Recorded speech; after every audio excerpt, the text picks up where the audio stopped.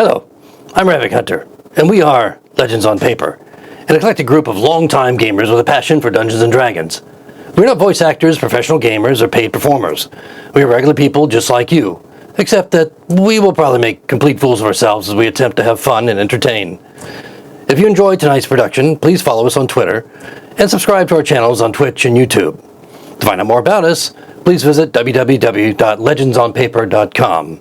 And don't forget, most importantly, to tell all your friends. Thank you for joining us on this epic journey as Legends on Paper presents the greatest adventure.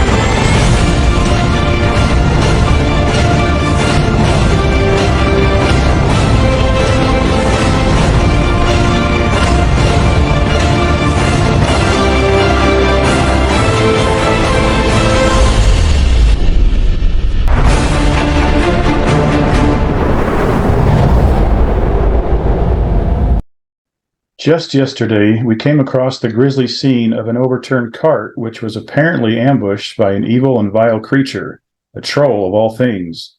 I had only read about them as a child, and to see one up close was quite exhilarating. I hope to recount the experience with Tom one day.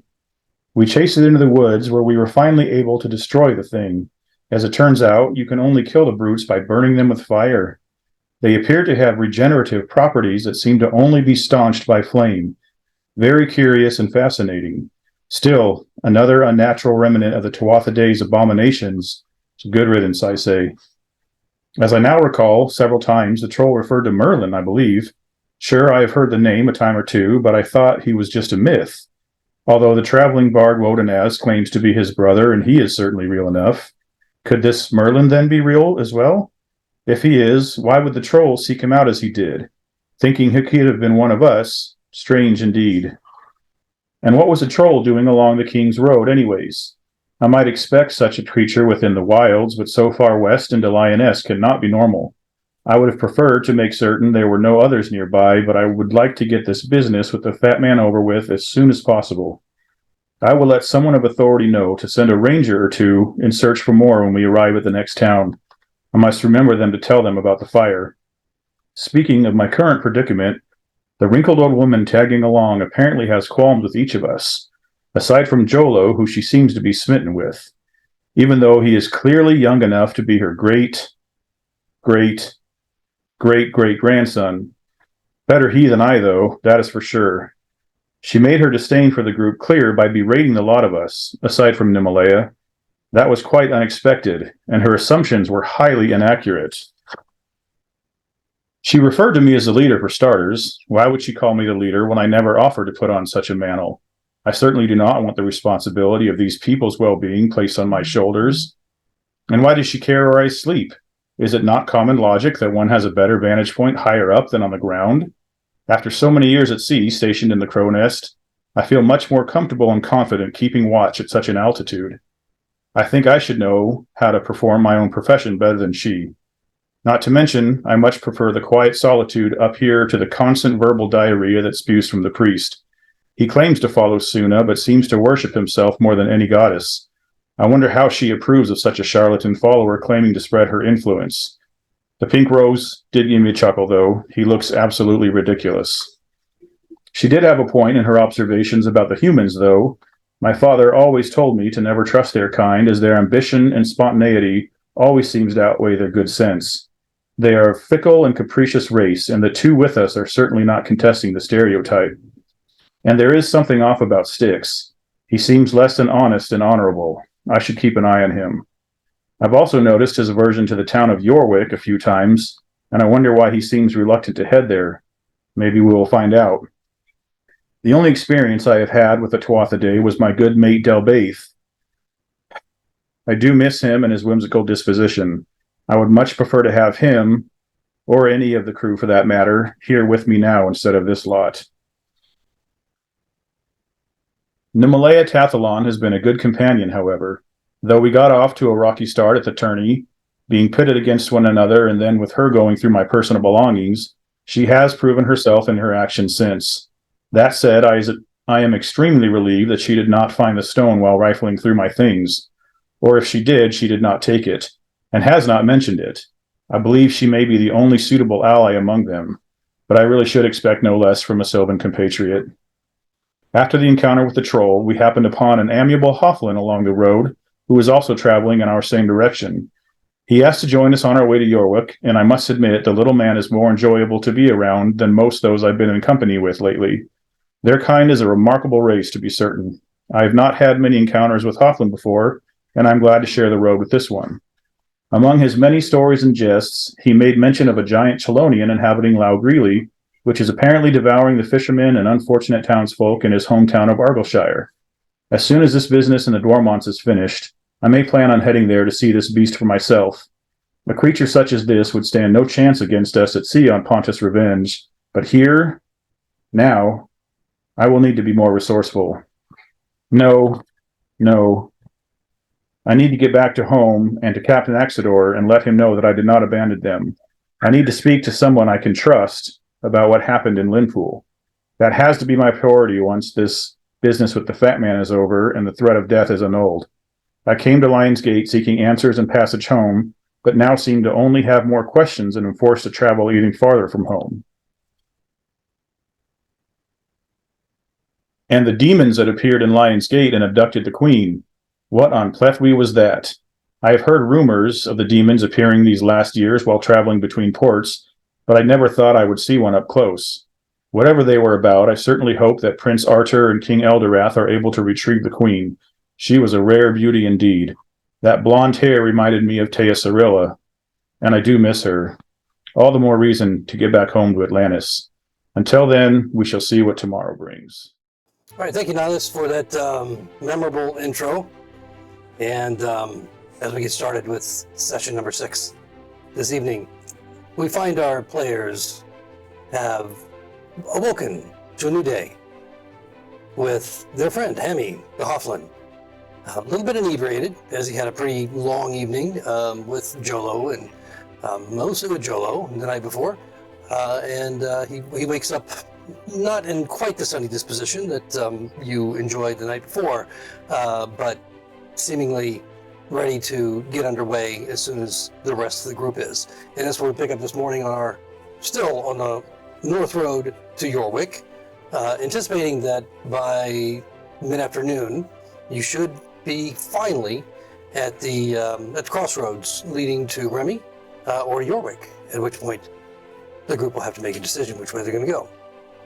In any case, we get underway this evening with a new day in Yorwick. Well, ready to go, I suppose. Are you feeling all right there, Jolo? No. You would think I would have a sunny disposition given my religious preferences, but Well, how many of you are there? well, I can say the same for you. You know, Oh, there's only one of me. You know that. well, the way I'm feeling though, I'm seeing at least 2.5. But in any case, I'm ready to go when you are. My cart's all set. The horse has been brushed down and fed and watered. We can get underway as soon as you all are ready. Just a little quieter. Ready. Gotcha! What are you guys gonna do? Probably head forth. Sounds like a plan. It's the crossroads. Exit Okay. stage left. All right, so now let's go ahead and roll a d30. That's a big one. I got a 16 right in the middle. Okay. Let's see how the weather is going to turn out today. Yeah, I hadn't mentioned it. I keep thinking it would be pretty common for Nihilus to check his weather cantrip either in the evening or the morning just to see what lies ahead of them. And as long as you say it, I will let you know what it is. Snow. So Nihilus is going to cast Druidcraft and check the weather for the day ahead of us. okay, all right. Well, just so even before you cast that, as you wake up in the morning, you find that today is looking at a lot of storm clouds. A lot of clouds have gathered over the evening, and it's feeling a little bit chilly. Right now, it's approximately in the low mid 30s, perhaps. You're feeling a little bit of the misty effect of rain, anticipation of rain, as it's just that kind of wet feeling around that almost tingles on your skin, as icy chill as the mist is at the moment. Casting your cantrip, roll another d30. Because that projects out to 24 hours, if I remember correct. Okay. Yes, sir, it does. And I just rolled a 29 this time. Okay. All right, so you're feeling that throughout the day, heavy moisture on your skin, the droplets heavy and fast, the chill of the temperature dropping a bit before evening, when it seems to stabilize and the heavy rainfall turns to more of a light drizzle. And by the next morning, you're expecting that it will be clear once more, although still chilly even for the summertime, considering how far north you are. And it's gotten a little bit colder the further north that you've gone in the days that you've traveled from Lionsgate. So it's not surprising to you. Many of you have been this way before. So you kind of anticipate that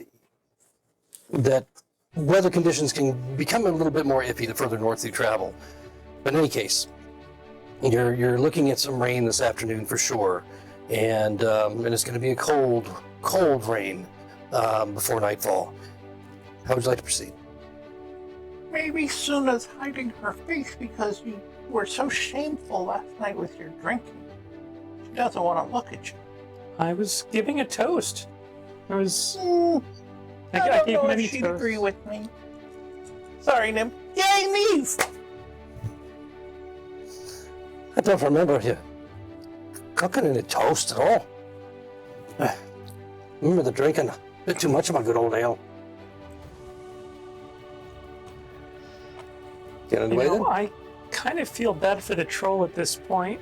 I never realized what those loud bells would sound like in someone's head. Oh, Nihilus, I want to talk to you about that troll. The one that I destroyed, Yes, that one. single-handedly. You're much taller than the rest of us. I want you to be on the lookout. I had an idea last night. By the way, Joel, do you notice any smell different? All I smell is sandalwood. I don't know. Oh, I was thinking about something last night, Nihilus. But I don't want to tell everybody else, so I'll wait. Never mind. So there is the prevalent fragrance of perfume that is lingering this morning as Hildy makes her way near you, Jolo. That wasn't there the night before. Nim, how would you describe the scent, since it was your perfume that you had passed along to Hildy the night before? It's light and fruity. Light and fruit, perfect. Hildy makes sure to ride up front by Nihilus so the scent drifts behind her to Jolo. I'm downwind. Don't forget me at least 60 feet behind everybody. Alright. So basically, all of my senses are being assaulted right now. This is not a good day for Jolo. So as you get underway, over the next 3 or 4 hours of travel, the weather is worsening. The clouds, the thunder rolling in, the rain becoming heavier and heavier. Not a whole lot of wind at this point, but Nihilus, you really didn't, you don't anticipate a lot of wind. So there at least is that grace that perhaps you won't have to deal with that. But the heavy rainfall is making the areas on the side of the road very, very muddy. And as you continue on toward the north, you start to pass, coming the opposite direction, a few of the locals. And they seem to be, moving slow, and they're appearing very wet. Their carts are wet. Their clothing, they look, more like farmers, not so much like tradesfolk or merchants, human. And as they're passing, considering the heavy rain that's falling, they just kind of bundled up, moving their carts along slowly, just kind of nod politely as they pass. Are there any interactions that you want to take with each other or anybody passing by over the next 2 or 3 hours of travel up the road toward Yorwick? We don't pass any temple guards, right? No, you haven't passed any temple guards, and you haven't passed another patrol as of this morning. The closer we get to Yorwick, the more uncomfortable you're going to see Styx being. And he is going to be really hunched under his hood, really quiet, and, not really saying much. Okay. All right. Anything else during this time period?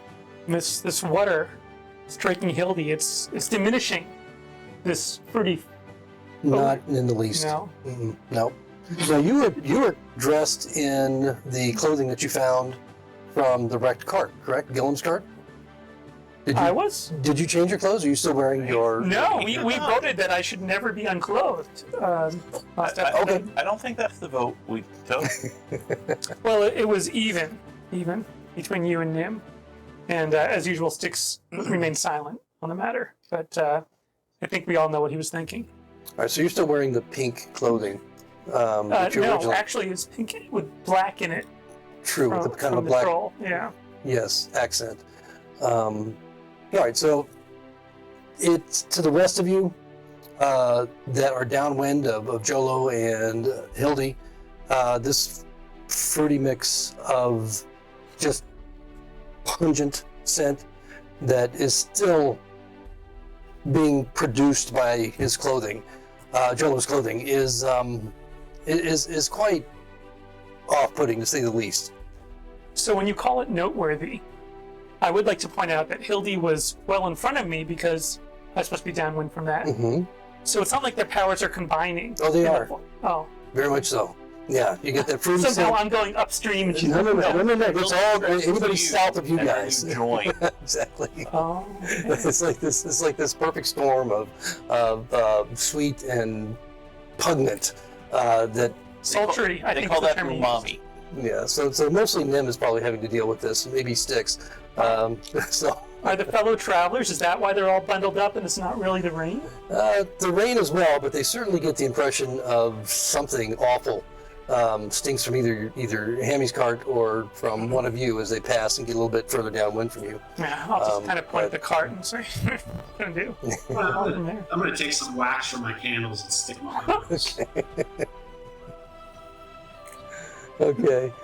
I'm assuming Hildy said she was riding next to Nihilus up front. She wanted to be, Okay. yes, up front. And Hammy's kind of in the middle, unless, with Nim well in the back. Oh, with Joe. You know Hildy. He'll look over and speak with her after they've been on the road for a bit. Yeah. I couldn't help but overhear as you yelled at Jolo about smelling so awful that it attracted the troll, and I'm wondering if you might want to take a bit of your own advice and, just down the bank there to the right, there's the Thea River. You might want to bathe yourself. There are lots of dangerous herbivores around here that might find that floral scent very appealing and delicious. Like the bees?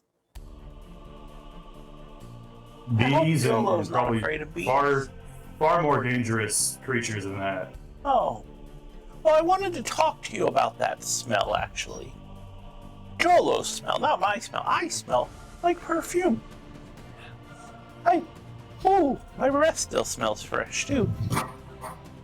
But we can certainly smell it from probably miles away. If the wind is right, I would assume that creatures far and wide would It's pick up probably scent pretty very quickly. expensive. Well, just thought I'd point that out and see if you might want to take a bit of sage advice from a Tuatha Dé.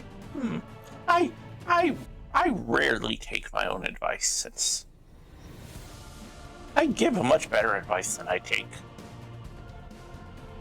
Well, that remains to be seen. What did you want to talk about? Well, I'm older than I look, Nihilus. And I had a bad dream. My sister, Merlin. The troll was calling Merlin. And I believe Merlin killed my sister. So, maybe the troll wasn't smelling Jolo.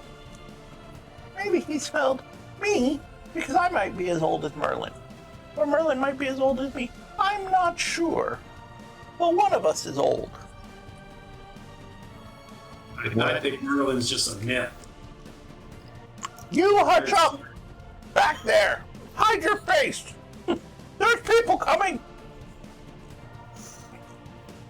Yeah, what leads you to believe that Merlin is anything more than just a myth? That's all I've ever understood of him. Well, I had a bad dream. Okay. Does that happen often, where your No! bad dreams come to life? Now it does. No. Sometimes. I feel like this last week has been a bad dream for me.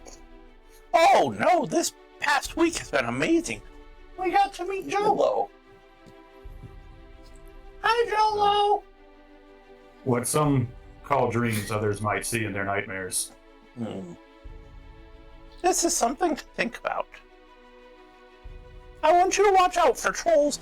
He might not be chasing Jolo. He might be chasing me. And if there's another one, I don't want to get bitten and have my face look like Styx's.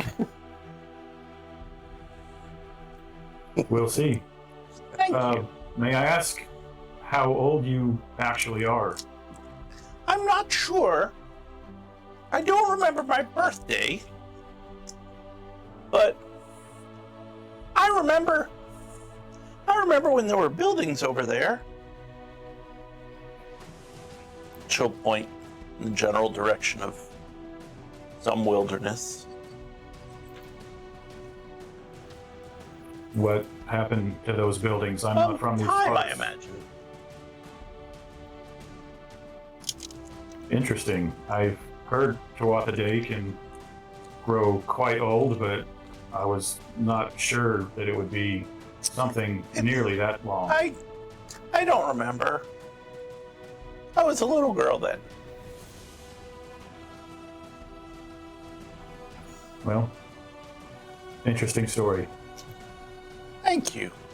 Oh, we should tell Hammy to add it to his stories. They weren't very good. They were all about a turtle. But don't tell him I said that. He's very proud of I his found story. those much more interesting than old ruins. When they weren't ruins, they were interesting. Guess we'll have to take your word for that. They'll do just right on. All right, so as you travel further north, again, passing a few people along the way, going the opposite direction. Hello? So I'm just waving to the No, my gotcha. followers. And even through the storm, just again being polite and nodding or waving back to you, although certainly not attempting to engage in any sort of conversation. About just a little bit after what you would presume is noon, given your travel time, you finally come to the crossroad that Hammy promised you would be there. And just as he described, you see a marker pointing toward the west and a marker pointing toward the north. The north one with the sign with the name Yorwick pointing north, and Remy to the west. And Henry slows down and stops his cart. Well, I've enjoyed traveling with you friends. Will you be continuing north with me on to Yorwick? Or taking that shortcut of yours through Remy? Well, Yes. We're heading to Remy, right? Yeah, we're heading north. Head north. Yeah, gotta head north. you want to head north? West. I thought we were going over to the Dormonts. Are you saying you want to go West to of Remy Remy's or to north, the Dorm? To York? Yorwick.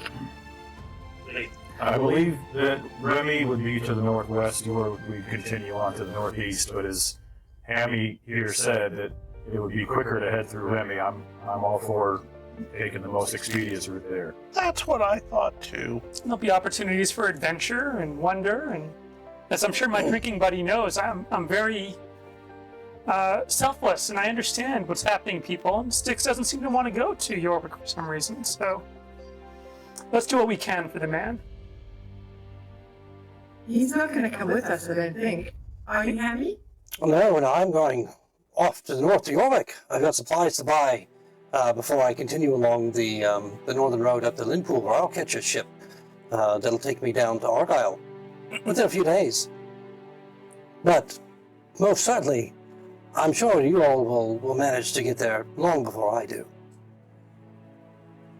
Hammy, you mentioned it would be worth having a friend in Argyllshire if we made it that way. Is there any advice you can give us once we make it there, if we arrive before you do?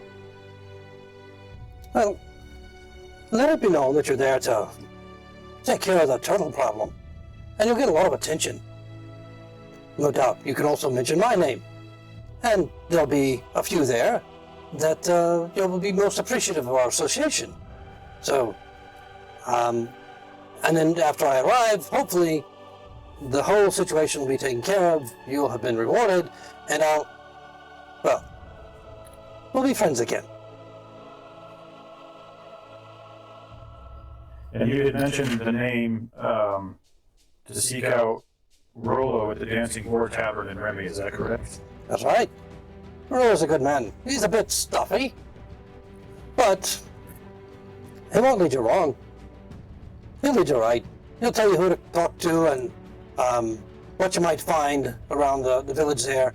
If you have any uncertainties, he'll tell you like it is.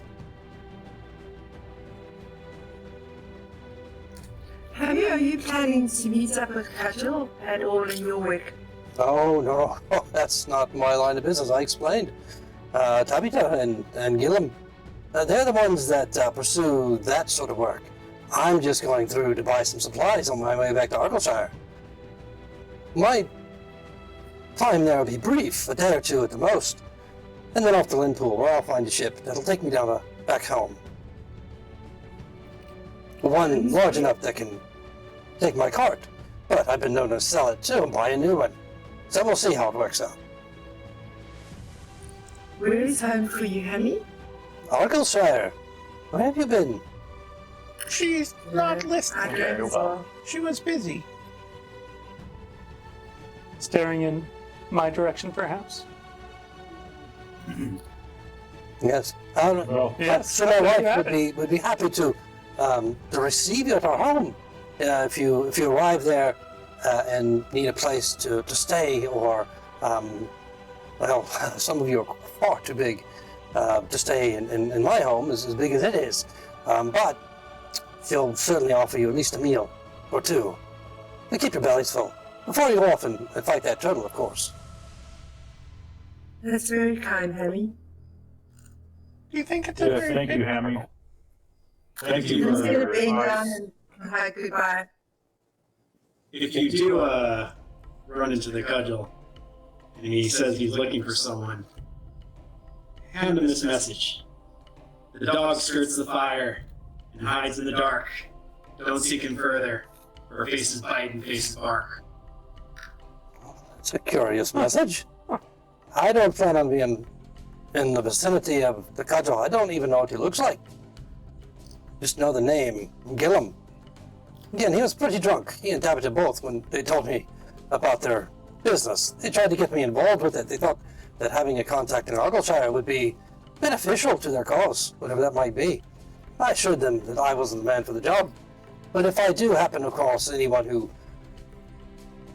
mentions that they happen to be the cudgel, I'll be sure to try and pass that along. And he repeats it back to you, and it's a little bit off, but vaguely what you told him. And he kind of looks at you questioning, like, do you want to say it again, or do you want to, if he needs to. He's not taking it very seriously, but he's giving you the idea that he wants to be, he wants to do what he can to help. Then I'll just, ride past him, head in the other direction, and I'll be checking my purse and everything to make sure he didn't take anything. Okay. All right. Did the cudgel still stick this dog? Wouldn't you ask Styx then? I think He Styx just is the rode up. dog.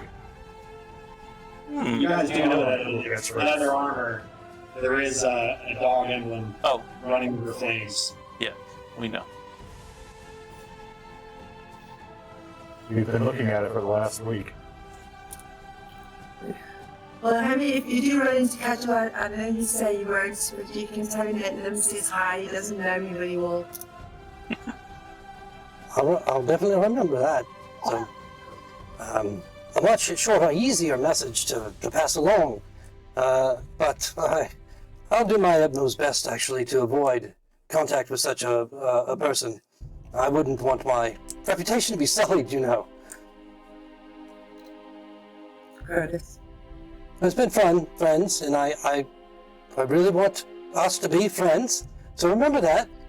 And when we arrive in Argyllshire and we meet again, that we're friends, don't forget.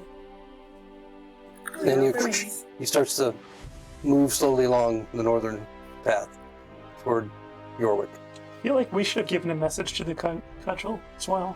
Is it too late? He's right over there, dear. He's not going Maybe my very turtle fast. joke is kind of apropos. No, No? no. Okay. Never mind. At this point, it's getting into the afternoon, and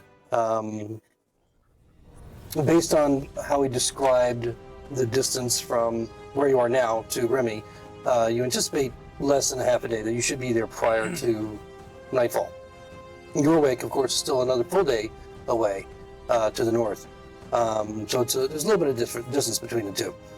In any case, at this point, the rain has started to calm a little bit, and you note that the sky is not so much clearing, but just kind of becoming that gray haze that just goes from horizon to horizon with just the faint blip of the sun that's overhead, but now off toward the west a good bit. So, He may anything before move you head out? faster without Hammy in his cart now. You can if you like.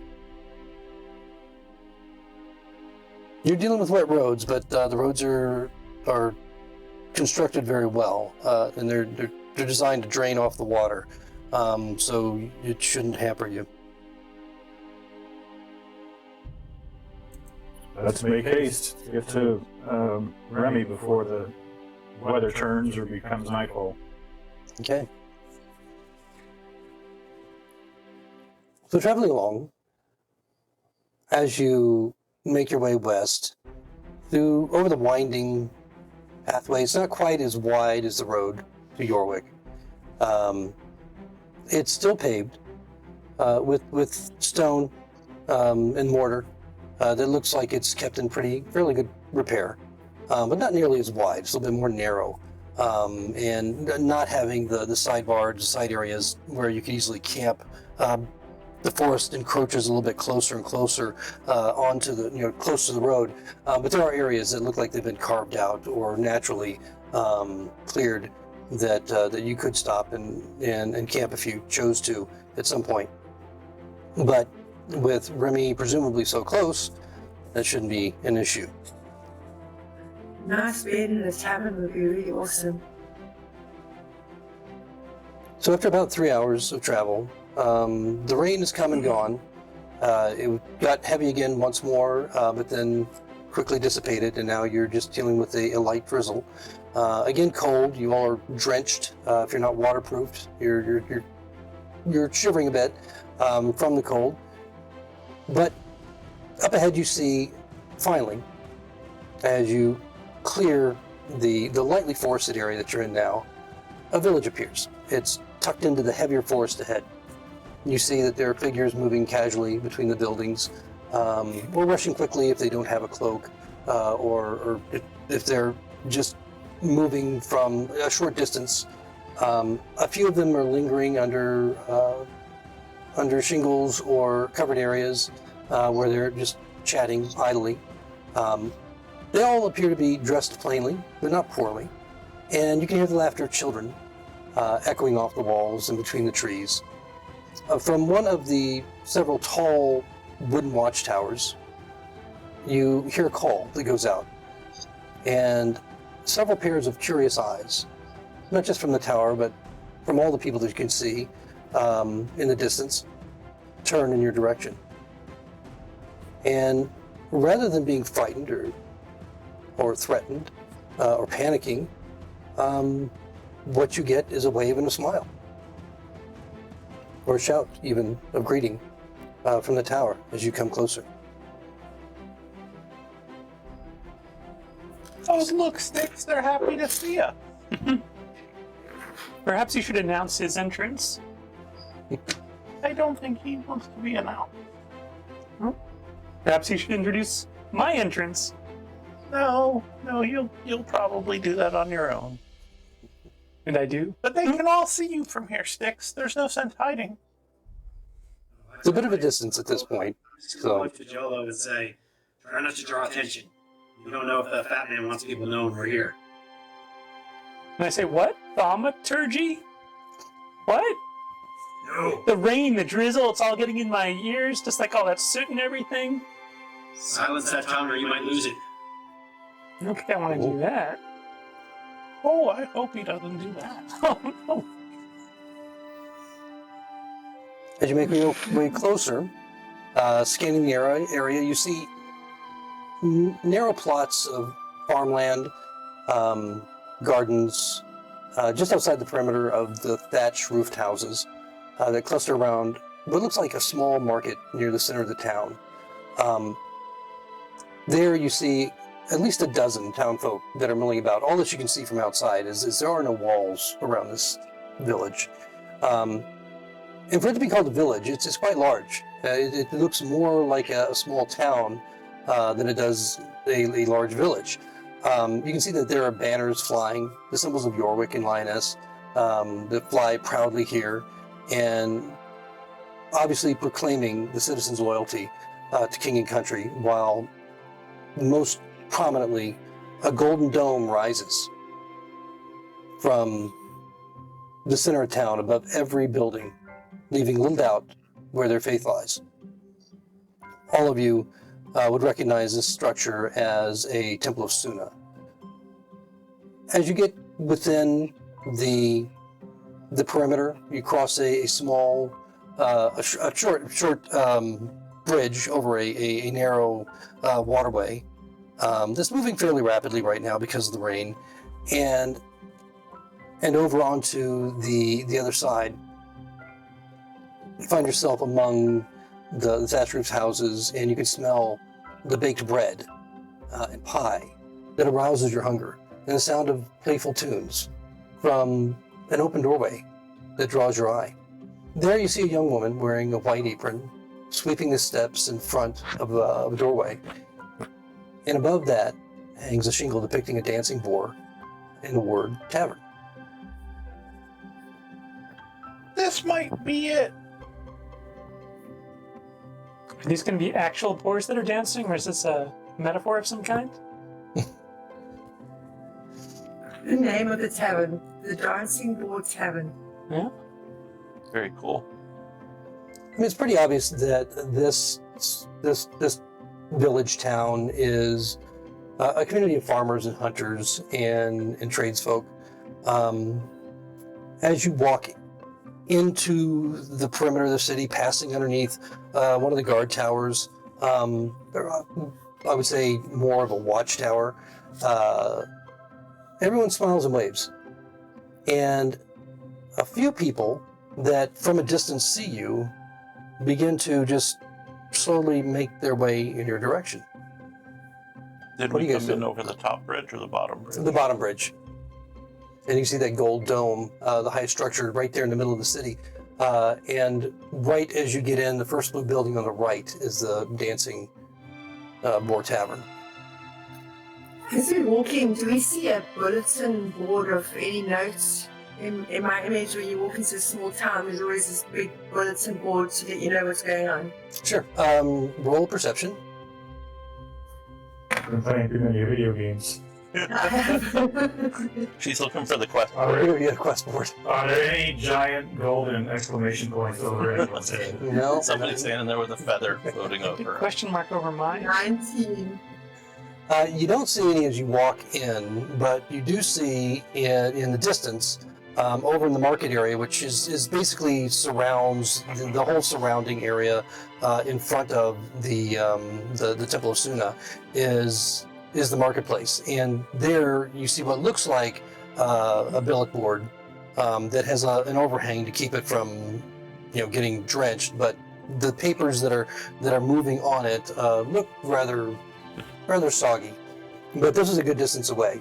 With that roll, you were able to kind of spy it down the street amongst all the vendors, which right now there are few, considering the weather. Mim's going to head over to the bulletin board and Okay. All right. So that's a good distance. That's a good distance down. So you want to go to the middle, the center of the city. So you'll pass the tavern and then keep going into the center of the city. Okay. yeah, I'm just going to turn to Nidus as I go past and say, I just want to see what's on the bulletin board. All right. What are the rest of you doing? I'm wondering why she's not telling me that she's going too. Styx is going to head right into the tavern. He goes, I'll meet you in there. I thought we were going to the tavern. So was getting I. out of the rain. Okay. All right. So the rest of you are heading into the tavern, and Nim is gonna walk down to take a look at the board. As you guys get close to the tavern, the young woman that is in the front, she's very pretty, blonde hair, green eyes, a pretty smile. She kind of just looks up at you demurely when you're about 30, 40 feet away, and she gets a shy smile on her face and then hurries inside. As you make your way up to the tavern, it's a few steps up to which is basically an elevated area just outside. There's no tables or anything set up out here. It's a very just narrow area just in front of the double doors that lead inside the tavern itself. You can feel the warmth coming from within even before you go through the doors, and you can see the warm light, get kind of amber reflection through the windows, and you can hear the low voices of a few people speaking, but it doesn't sound like there's a crowd, and there's nobody else coming in or out once the young woman goes inside.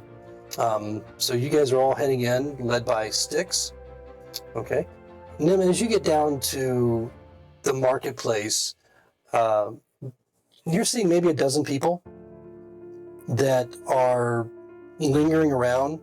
It looks like most of the little shops and vendors that are under canvas or half lean-to tent type things, with tables that are selling basically common wares like tools and pots and pans and that sort of thing. You don't see like anybody selling a suit of armor or any heavy weapons. The doors to the Temple of Suna are thrust open, and you can see them as they're facing, looking on the map there, toward the due south actually, since you're coming kind of in from the east. And there again, you can see a few people milling in the entranceway, a couple of them in priestly robes, as others kind of are coming out looking up at the sky and then making their way off to their homes. a few of the people, about a dozen people that could see your main group come into the village, see from them you pass a few of them that look at you closely, but wave and smile as they make their way toward the tavern that the rest of your group has gone in, and you can kind of see others that are hesitantly and tentatively making their way toward the tavern as well. When you get to the board where the billet is, you see there are several notes that have been nailed up there, and then in different handwriting, different some on like cured leather, others on actual paper that's been tacked up there. You want to take a look at what's there? I do. So it's not going to require any kind of a roll because that would be ridiculous. You can easily see what's been posted. There's a lot of just very mundane type stuff, looking for some help out in the field, or somebody advertising cart repair, to fix your wheel, that sort of thing. There is one posting that you see that catches your eye. And this one seems to be a more of an official posting from the mayor or the governor of the village, whomever it is that is the authority figure here. It's not signed, but just the way that it reads gives that impression. And what it says is basically a warning to all citizenry that strange creatures have been seen on the edges of the wilds for over the past several months, and that there have been instances of these creatures coming into villages at night to steal food and livestock, and worse. But it didn't go into what that worse might be. And then it just kind of abruptly ends. So then we'll take a look at the notes. If there's nothing else that stands out, she'll head to the tavern as well. Okay.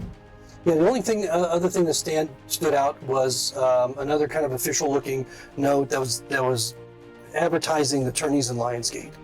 But clearly that's passed. But no specific news about anything in Lionsgate. It's just as if it's been there for several days, maybe a week or so. And just a quick look around the market. What type of things are they selling? I know you did mention that it's not like armor or anything like that. Mm-hmm. Like health potions, anything like that, just from a quick look? Roll a perception. 12. Okay. So it looks like it's about 3/4 empty. But the few that you do see around, aside for like a tool maker and somebody selling pots and pans, a vegetable vendor, nothing really catches your eye that, of specific interest. Okay, so I can replenish my perfume. Not here. You don't see anything. I mean, it could be a place within the village, but just as you kind of cast your gaze around in the marketplace, nobody's selling perfume. And at this point, you're probably about an hour away from nightfall, and so it looks like everyone's pretty much packing up for the day, considering the weather and in the late hour that it's becoming. Cool. I'm heading towards the tavern. Okay. As you turn around and go back toward the tavern, you note that there are a couple more people that are just kind of noticing that there's a Sylvan elf in their midst, and you could again smile politely. And there's a couple of young women, that look like they're going someplace with their mother, an older woman that's with them, and then they kind of fall into stride a few paces behind you. Inside the tavern, you see a common area that holds maybe a dozen tables. And there's a short bar with only 8 stools. The dark wood floors and the walls are illuminated by the lanterns and give it this warm, homey feeling. It's very clean. And the scent of roasted duck makes your mouth water. Upon entering, you see a heavyset man that greets you from behind the bar. Sit where you like. Friends, Marion will look after you. And the young blonde woman, holding a tray, again smiling demurely, gestures toward one of the empty tables. Aside from yourselves, there are only 2 other patrons in the tavern at the moment, and they're sitting at the bar quietly chatting with the bartender. So Six still has his hood all the way, basically covering most of his face. He's trying to go unnoticed, and I guess as he walks in, whoever's in there's probably going to look at us, but I know he's going to look at 6-foot-something Hildy and the blue 7-foot nihilist, so I'm not so worried about being seen. And the 5'5" Jolo. Yeah. So I'm going to go right up to Arian and say, I'd like a single room, please. Okay, she has not approached. Are you not going to the table? Because she's right, kind of like, she's got a tray, and it's got like some empty cups and plates on it. She was kind of heading back toward the kitchen area. Do you want to kind of intercept her? I mean, she's not moving that fast, so, I mean, you can if you like. Mention it to her while she's heading back. She stops and just kind of looks at you, not fearfully, but just in that shy young woman way. Her eyes are really big and kind of peeking under your cowl. My father would be happy to help you with the room. And she won't quite look you in the eye as she speaks. And she gestures over toward the man behind the counter. And I will let everybody do what they want, and I'll go right to the bar. Okay. The rest of you, are you guys going toward the table that she gestured to earlier, or? I'd like to talk to her as well. I mean, Okay. Six isn't the people person that I am. All right. That's a line of soap to talk to this girl. Yeah. And she's holding her tray and just desperately wants to go back to the kitchen. Not a problem. I'm not even concerned about that. So I ask her, kind of loud, just so maybe other people can hear, how's your turtle soup around here? You know that the look that she gives Styx was curiosity, clearly. I mean, just passively you could see that she was clearly just curious. This fellow, this cloak, pulled up tight around over his head, speaking quietly to her, asking about a room. And then you walk boldly up right behind him, and her eyes kind of get even bigger as she has this look of almost shock on her face as you approach and speak to her. Oh, and you see that her eyes start to water. Can I have a moment, please? Please, just. And she starts to rush back toward the kitchen. I don't even notice. I just continue on talking. Because as it happens, we're turtle hunters. And we've heard that there are big turtles around here. She's like glancing back at you as she's going toward the kitchen, trying to be polite, but at the same time moving as quickly as she can, not to be completely rude. Hello. So she's being a little rude. Hello. The turtle is days away in Argyleshire. I know, but we've got to build our up a little bit. Okay. It's good to boast around here when nothing's... Is the table they gestured for us anywhere near the fire? Yes, it would be. Hildy will sit on the fireside of the table Okay. and start warming up. I mean, none of the tables are occupied. There are a few that are being cleaned up still, but only the bar has anyone sitting in it. What is the populace of this village? I'm assuming it's mostly humans we've seen. You've only seen humans at this point, and the 2 people sitting at the bar are also human. As far as you can tell, I mean, they look like short. From where you're standing, you can't tell that they're anything other than humans. But both of them also have their hoods either up or kind of half up, like partially covering their face, and you see that they're wet, as if they just recently came in, and they're just kind of chatting with the man behind the bar. And their backs are toward you, so they're not really, you can't really see their faces. Hylas won't pay them any heed, and he'll sit at the end of the bar and ask the large bartender just for a cup of ale or whatever he has. Okay. He breaks off immediately from his conversation with the two at the bar, and they just kind of turn towards you, looking down the bar at you just a few feet away. And at that point, you realize that they're almost human. They both appear to be half-elves. And one's a male and one's a female. They're sitting close together, and so just passively you kind of get the couple impression, you know. It's not hard to figure that out.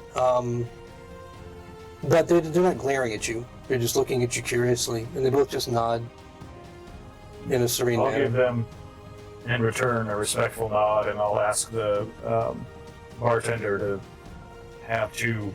I'll purchase two for them as well. Okay. We don't get too many like you around here. Atlantean, what brings you to our quaint little village this dreary evening? Might you be Rollo, my good sir? I am. And have we met previously? Can't say that I've had the pleasure, but a recent acquaintance had made mention of your fine establishment here, and he asked us to seek you out if we were in need of lodging or food once we got into town.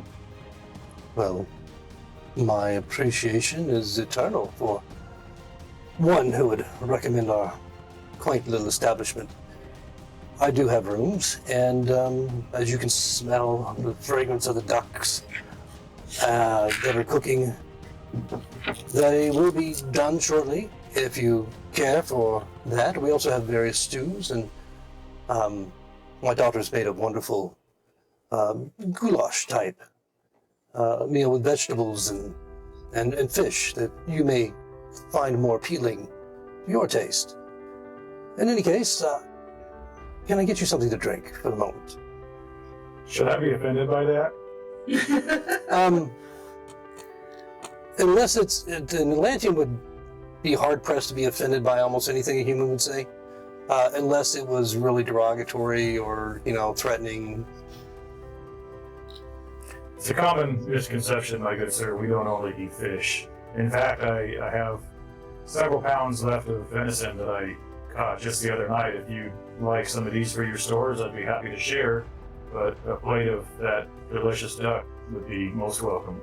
Then you shall have it. And my apologies. We don't see Atlanteans. Well, it's been some time since we've had an Atlantean through here, and typically they don't stay very long, a night maybe, before they're off to whatever adventure that they're on to next. In any case, you're welcome here, and my apologies. And he moves off to get the drinks together. No offense taken, and it seems as though our stay might be just as brief, as we are currently on our way to the Dormonts, looking to see if we can find something of interest that we've been hired to check out. We don't quite know our way, and we're hoping to get some direction in that to find which way to go heading again to the Dormonts. Okay. He kind of stops.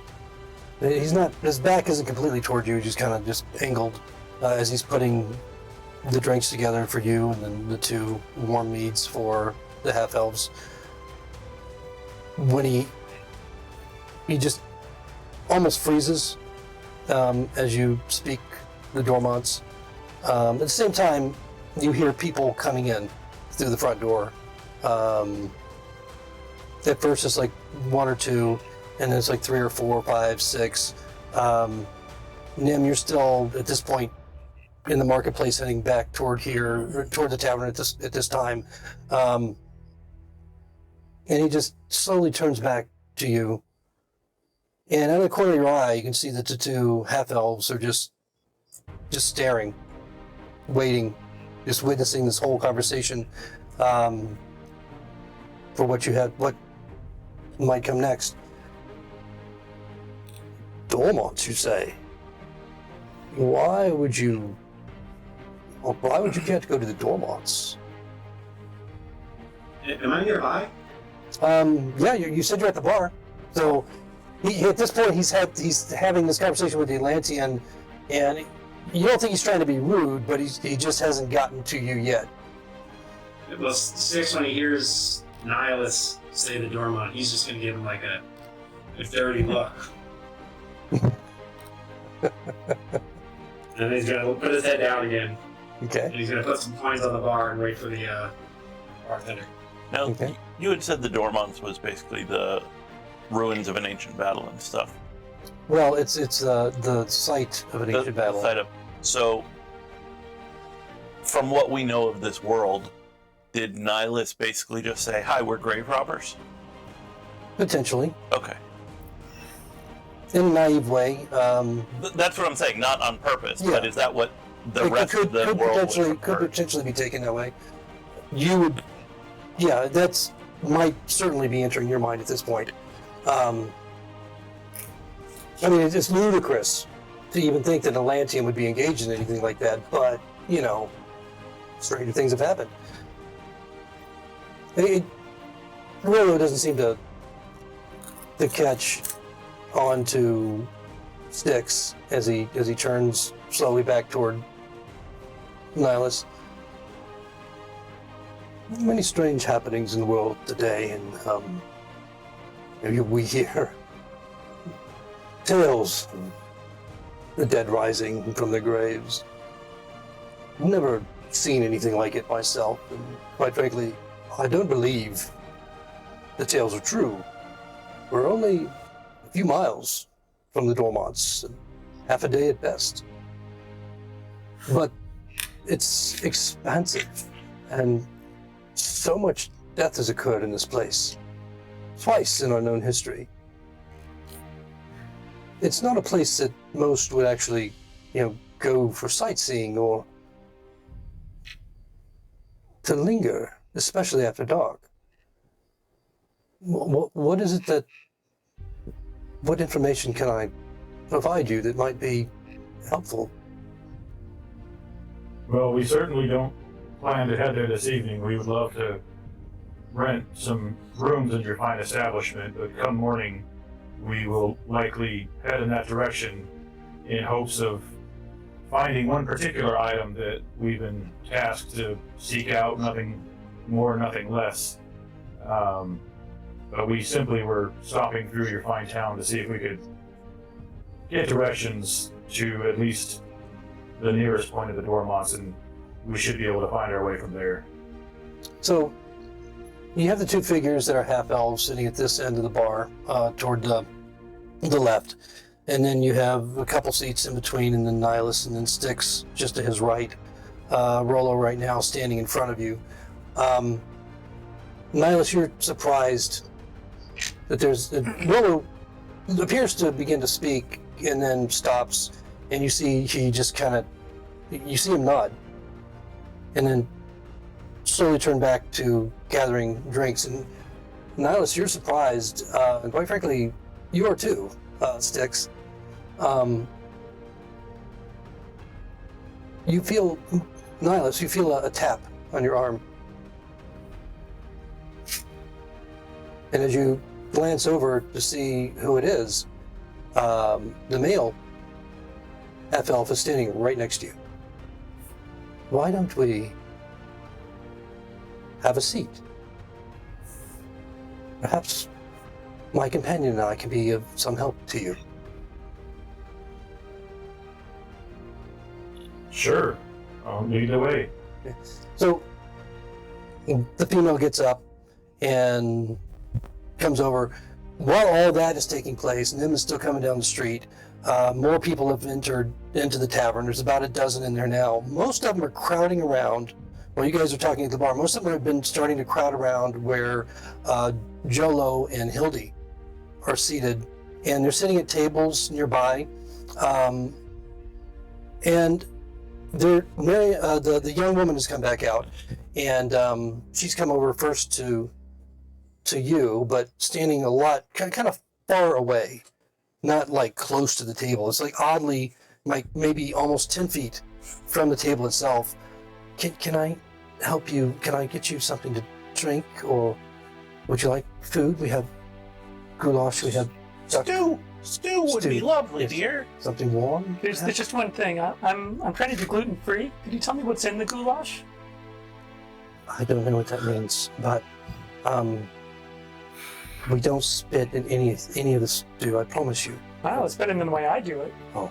I think I'll go with the duck. Seems like a safe choice. We have several. Several ducks. Yes. No, I'll just take one. I have trouble smelling them here, and she see her eyes are starting to water up again. And drinks, what sort of? She's just to hurry up. Are you sad about something? I have this way of seeing into people. Is there something we can do for you? As politely as she can, she just kind of turns her attention to Hildy. Ales, dear. Madam, oh, yes, thank you. And she quickly rushes off. A strange woman. You know you still stink. All I No smell one- is perfume, and it's not mine. No one likes it. My perfume smells lovely. Nim loaned it to me. It was probably very expensive. Let me tell you something. You don't seem to know much about religion, so I will tell you that I am a man of the people. And each bit of dirt and grime represents the hard work I'm doing to show as soon as Does this hole in your arm from the troll's teeth represent hard work too? it does. Plus, I can see my muscles. So that's the cool thing. I call them speed holes. Helps me run faster too. You should cover that up here. Early on, making the after women you have there. sat down, and the young woman has gone quickly away. A man and a woman in their middle-aged, kind of graying. They look like farmers. They come up to your table, and the man begins, "Is this the?" And then he looks at his wife, presumably the woman he's with, and they just kind of look at each other and back up. Go to the chairs at the table next, and almost shouting over to you, with the other people that are nearby kind of crowded around, but just there's this very awkward distance between your table and everyone else, even if they've had to move their chairs away a little bit. And they seem to be just enduring it for whatever their curiosity is. And finally, the man kind of speaks up. "News from Lionsgate. Do you have any?" Well, none good. There's something wrong with the food here. Food is fine. I should have changed my order, maybe. No, the food is just. Do you know if there's gluten in there? Why would you be spitting food? I'll be a moment. He goes rushing out. The woman's like, "Oh dear, he's all just very, his palate is very sensitive, and do you have news from Lionsgate?" Yeah, here. What would you like to know? Which part of the day? Yes. All respect to you. And you hear everybody kind of mumbling, murmuring, the same thing. Oh, I'm not special, dear. I'm just taller than you. A lot of the glances going back over to where Nihilus is at the bar, the Atlantean that's in as well. He's very special. He's from Atlantis. Yes, I can see that. But what's happened in Lionsgate? Oh, the queen was stolen by demons. No. You hear this murmur ripple through the room. This one next to me, he killed a demon, but then it exploded all over him, and that's why he smells like it. So it's good that he smells, because it's like a badge of his bravery. It's bad because he stinks horribly. The stench of demon. The stench of demon. They all begin to kind of crowd up a little bit closer. All of them just kind of bearing the stench as they get closer and closer. Their curiosity is overcoming them. That you have the stench of demon upon you. That is obviously a very surreal thing for anyone, but He's especially a light these folks. cleric. It's not the stench of demon. It's also the stench of troll on me as well. Oh yes. Oh, you killed a troll. He's I am very a brave. troll killer. Perhaps the only one you will ever see today. A great hero is among us. No. Hero. Yes. Ask I your just name, gave you my Troll part. Killer, Demon Slayer. Very close. They almost know my name. It's Jello the Pink Troll Killer. Jodo, and you kind of hear your name echoed Yeah. around. Wow, it's amazing. Well, can we offer you? We'd be happy to clean your clothes for you. and get that stench off of there. I mean, it must be so unique to travel around smelling like demons. Oh, I couldn't possibly impose. Oh, no. What would my friends think? Please, come with me. And this older woman joins her, and they just kind of beckon for you to follow them into this back hallway. Follow your followers, dear. Can I do a little insight here? It's not Sure. usual for people to come up to me and say, I would like to wash your clothing that you're currently wearing. What would you like to insight? Huh? What's that? What would you like to insight? I want to see if they look trustworthy or they're trying to do something bad. Like I'm going to wake up in a bathtub with a big scar on my stomach. No kidding. Yeah. Okay. Message the local apothecary. He'll notice that look on Nihilus' face throughout their journey. Is anyone going to assist me, or am I on my own? I'm on my own, I'm sure. I'm screwed. 16. 16, okay. Well, it's a lot better than average. They seem concerned and at the same time revolted, and at the same time just in awe that, from what you've told them, they seem to take it as you spoke it. They take every word of it as truth. As it was. And, they seem very sincere about wanting to help you clean up. Okay, why not? It's time. It's the second shower scene of the campaign. So they usher you toward the back, down a hallway, and then the wooden door that they open, and inside you can see what looks like a bathing area.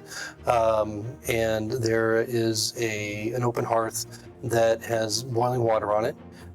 It's just lightly boiling over a small, embered fire, and then there's a few buckets of water that are nearby, and these are like very motherly type women that it seems like this is kind of maybe what they do, or they maybe have a lot of children, and this is not a big deal to them, but they immediately just start to help you out of these nasty clothes and usher you into the bathtub with the warm water and the soap and the suds, begin scrubbing your back and scrubbing your nails and your feet and all of that, helping to get all the stench off. And at first they're just almost overwhelmed by this set.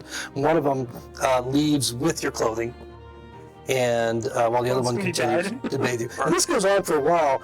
As that's happening, Marion, the young woman who you'll find out at some point her name is Marion, comes in hesitantly, and she's got a tray and it's got an ale on it, and the old woman kind of meets her at the door and just takes the ale off the tray and just shoos her out, as she just kind of looks in curiously, because obviously she's heard from the crowd something of what you said earlier about demons and trolls and so what, and so she's got kind of a different perspective on her face, looking at you. That curiosity, but more intense, that you saw earlier when she was looking at Styx is now back, not just that revulsion, that reviled sickness on her face when she was looking at you earlier.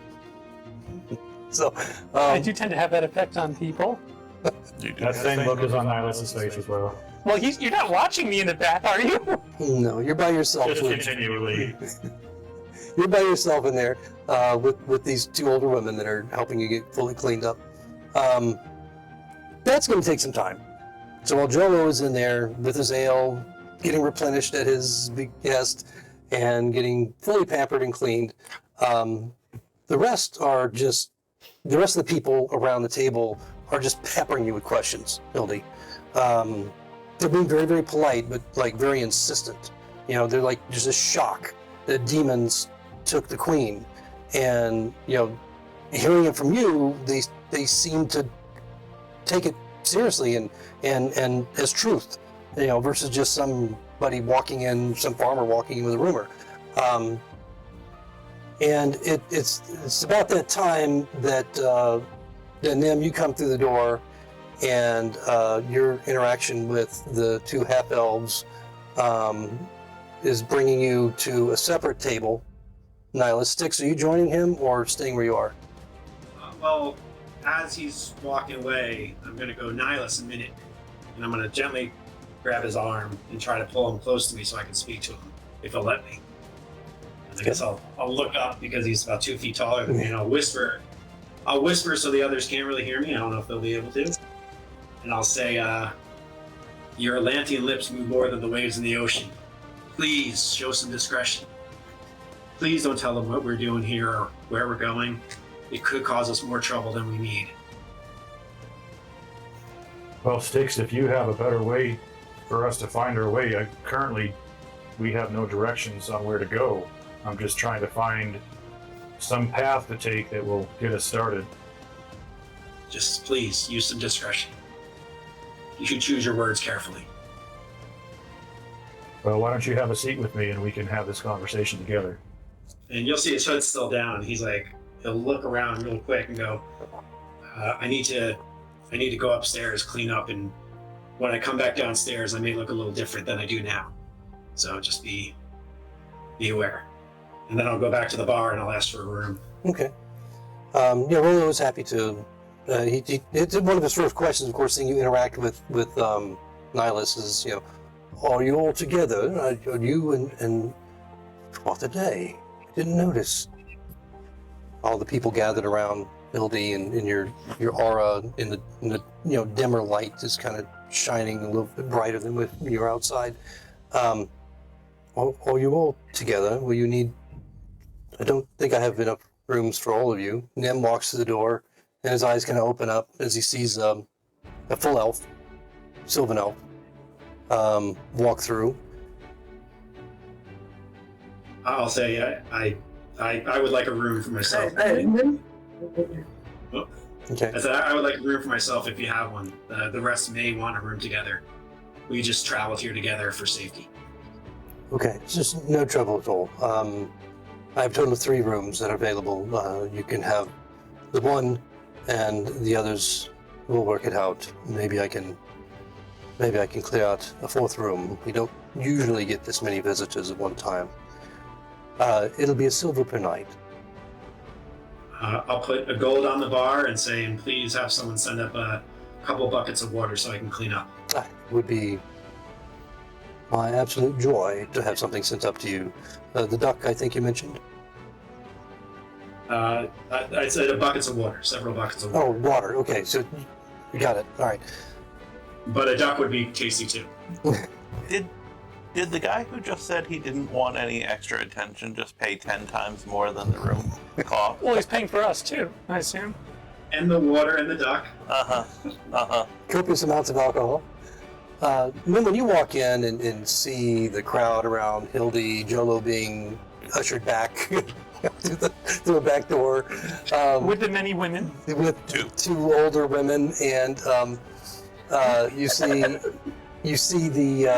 Styx, whispering to Nihilus for a moment, who's being led by these 2 individuals that you immediately recognize as half elves, and you just feel kind of your back just stiffens, and you just feel this rigid, not quite anger, it's not that you detest the idea, but you're definitely bothered by the sight of these 2 individuals. And then them in proximity of Nihilus, whom at this point is a companion, a traveling companion, a part of your team, a part of your group, being led to a table by these 2 that, in your mind, is the half-elves are kind of an abomination. Not really accepted by Sylvan society, as you know. Humans may not know that so much. Nihilus might be somewhat aware of it, but kind of oblivious to it. But for you, it's very real. It's kind of a stigma that you'll have to decide, how severe it is to you. In any case, that's what you see as you come through the door. So Nimble, obviously, her eyes will search out Nihilus first, see what's happening, then look at Styx and see he's kind of making a move to go somewhere else. Look at Hildy, can't see Jolo. I think that she will head over to Nihilus more to kind of protect him from the half-elves than anything else. or just to see what's actually happening, and sit down quietly with them. As they're all sitting down, and the two half-elves note that you have come in, their attention was mostly on Nihilus as they went to the table, the male and the female, and as they sit, and then you suddenly sit down with them, you see their backs stiffen as well. And they just stare, without saying a word, back at you, just suddenly sitting down at their table, uninvited, with, Nihilus sitting down, seemingly not perturbed by this.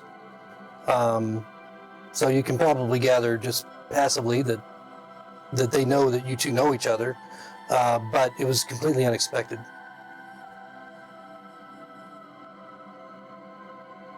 She's with me. And then we'll just say Tosh and sit quietly and look to Nihilus. Friend of yours? The male is Recent- asking Nihilus. A recent acquaintance, yes. Kind of takes a deep breath and looks over at his companion. Well,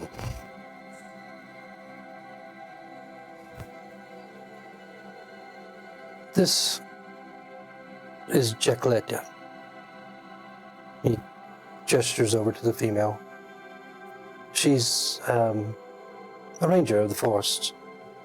I am a druid of the enclave near Matu. My name is Zorothian.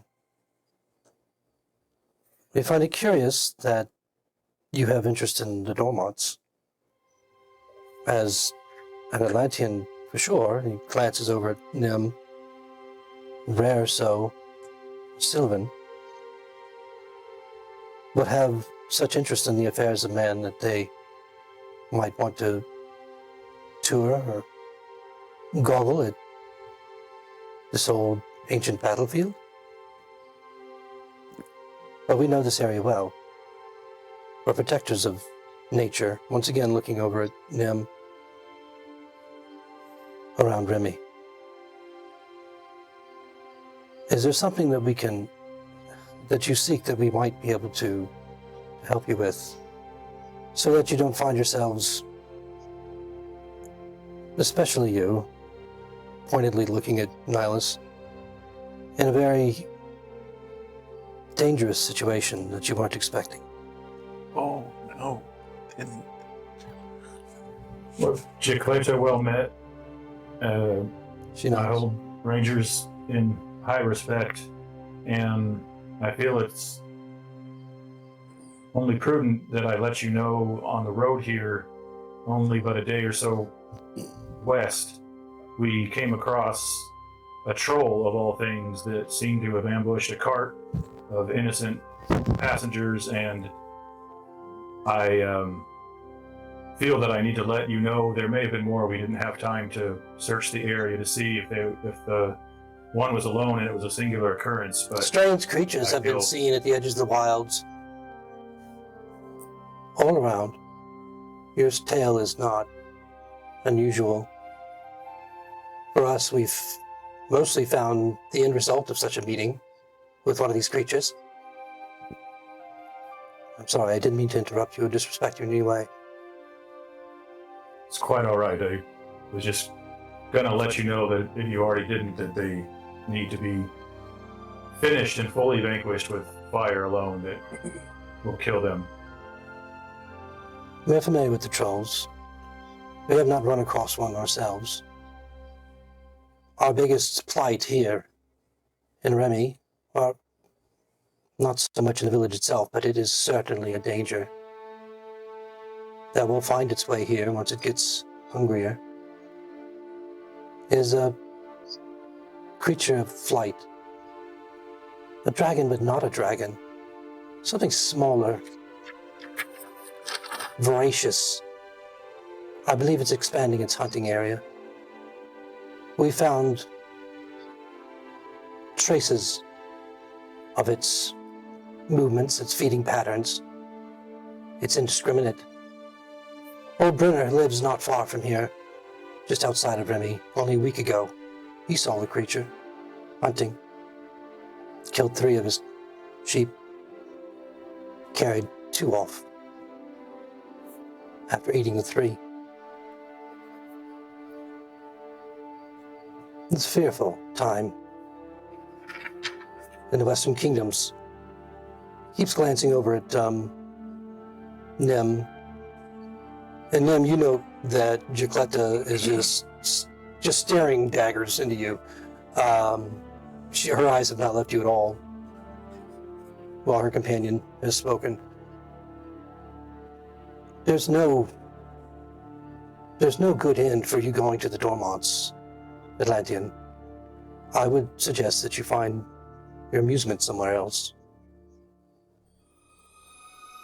Unfortunately, it's not of my own desire, amusement, or even knowledge that I head in that direction, but simply to find something I was told I'd know when I saw it. I don't come here by choice, and thus I hope to make a quick trip out of this. Your guidance would be very helpful. His face is kind of darkening, reddening. Jacletta is mirroring that same look as her eyes dart away from Nim for a second to look back at Nihilus, and then back to Nim. You see her kind of tense up as if almost expecting that at any moment you're going to come to blows. Rothian leans forward. I will not guide grave robbers to the Dormonts. And I will not... grave robbers. Rivik, you said the male is the druid, right? Yes.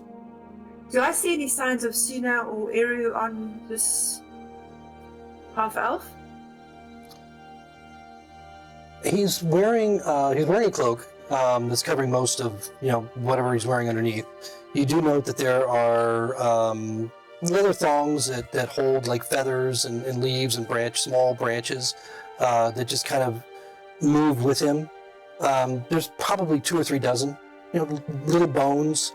The one thing that is sticking out on a leather thong around his neck is a circular, looks like a donut with a hole in the middle of it. And at first it appears like it's a stone, but as he moves, you see that there are colors that shimmer within it. The thong, is looped through the center of this donut-shaped stone, and it matches very similarly one that you might be familiar with for most of your life. And they're called druid stones, as you would know, and they are a source of seeing into the future. They believe that they are a source of magic, and they're not all alike. And so some of them have powers, some of them don't. But you're familiar with that object as that of a druid's talisman. You don't see specifically any representations like you would typically see on a priest.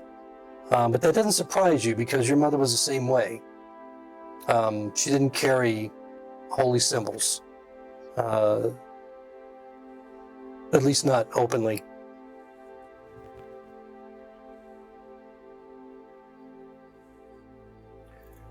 Rothian, with You keep silence, so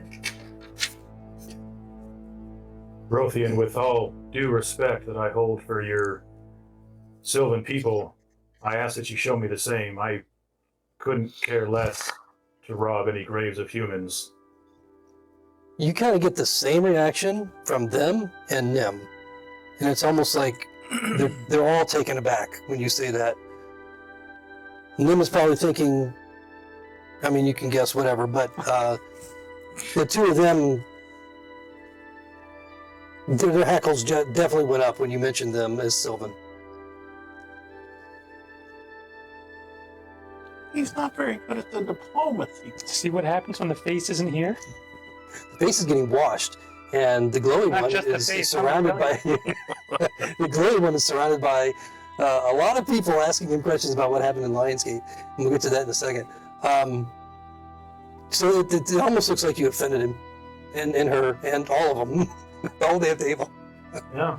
He's got no reason to disrespect even a half elf, so he's No. But see them in the you same can tell way. he reacted in a way that you weren't expecting. We will tell you what you like to help you get to where you want to go. I don't understand it. But only because you're an Atlantean do I believe that your intentions are not what others might be in the Dormonts. But we'll not take you there. We'll not be a part of this. We will not weep over your corpses when they're found days or weeks from now. But we will give you proper burial if we find you. But there's no guarantee that you'll ever be found. The creatures that are out, they tear one to pieces. All that left is shattered bone, stains on the grass. That's never good. Aside from this winged creature that you spoke of just now, is there something else within the Dormonts that we should be expecting to come across? He looks very pointedly at Gicletta, and she nods slowly. He leans in real close. And then you'll have to roll a perception to see if you can understand what he says. As he whispers to Nihilus. 12. 12? You don't hear it. I'm sure he'll tell you later.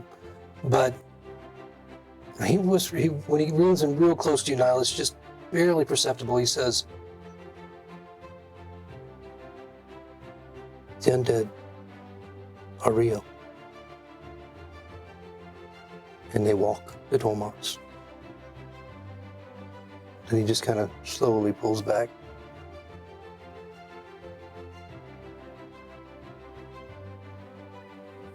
I don't expect you to tell falsehoods. I take that at your word. I have no belief in such tales. I may have to see for myself, but I have no reason to distrust you. See for yourself, Atlantean. He gets up. Gicletta slowly getting up next to him. We will not I'll wait grab for his you. arm. You notice that as you grab his arm, he initially seems to try and jerk away, but he just stops. As if you get the impression that he allowed you to grab his arm. And as you do so, it's in such a way that you watch as the sleeve of his cloak comes up a bit, and you can see these blue tattoos that stretch all up and down his forearm. And he looks at you. Rothian, my friend, I thank you for your consideration, for your warnings, and for your guidance. You mentioned this creature. You mentioned the word dragon. I've only heard of a great golden dragon that is seen over the seas south of Ys, but I thought those were just fairy tales aside from the one. How would you know that a dragon resides here so far inland? His features kind of soften a bit when you mention that, and he kind of you get the slight, just passively, the slight impression of a smile. Very brief. The gold one flies with the West of Kingdoms from time to time. Very rare. Be lucky to see. But this one, there's nothing like that. This is a small, savage beast that terrorizes, much smaller. But as easily as savage remorse. Has taste for human blood as well as beast. It seems very indiscriminate in terms of what it will consider a source of food. Gicletta here tells me that it is a creature that is expanding its territory. It's made wherever it's nesting, just miles away from Remy, its home, which puts all of our lives in danger. We'll do what we can to track it down and kill it. But I fear that you're leading all of your friends to an even more tragic death. May sooner guide you. And he starts to kind of pull away. Yeah, I'm not holding on to him tightly. I'll let go as soon as I feel any resistance, and I'll give, as he mentioned that Gicletta was tracking them, I'll give her a very respectful nod and affirmation and let him go. He did mention that he would show us the way. He wouldn't guide us, but he'd tell us which way. Mm-hmm. But he's leaving. So... Rovian, before we leave you, you mentioned it, at least pointing us in the direction of the Dormonts. That would be most helpful. You'll be here in the morning, yes. I'll be back. Or Gicletta, both. We'll tell you the way then. We'll tell you the safest way to get into the Dormonts. What you do after that is up to you.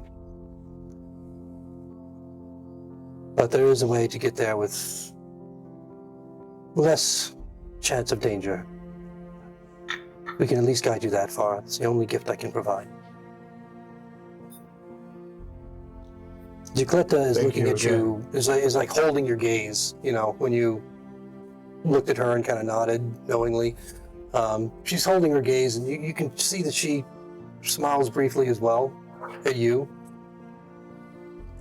And then as they're both standing, as they get closer and prepare to leave, they very poignantly walk out without... Nim does not stand for them when they get up to leave.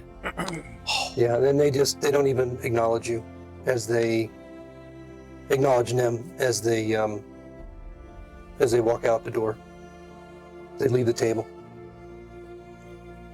The tattoos, the blue tattoos on the guy's arm, anything I recognize?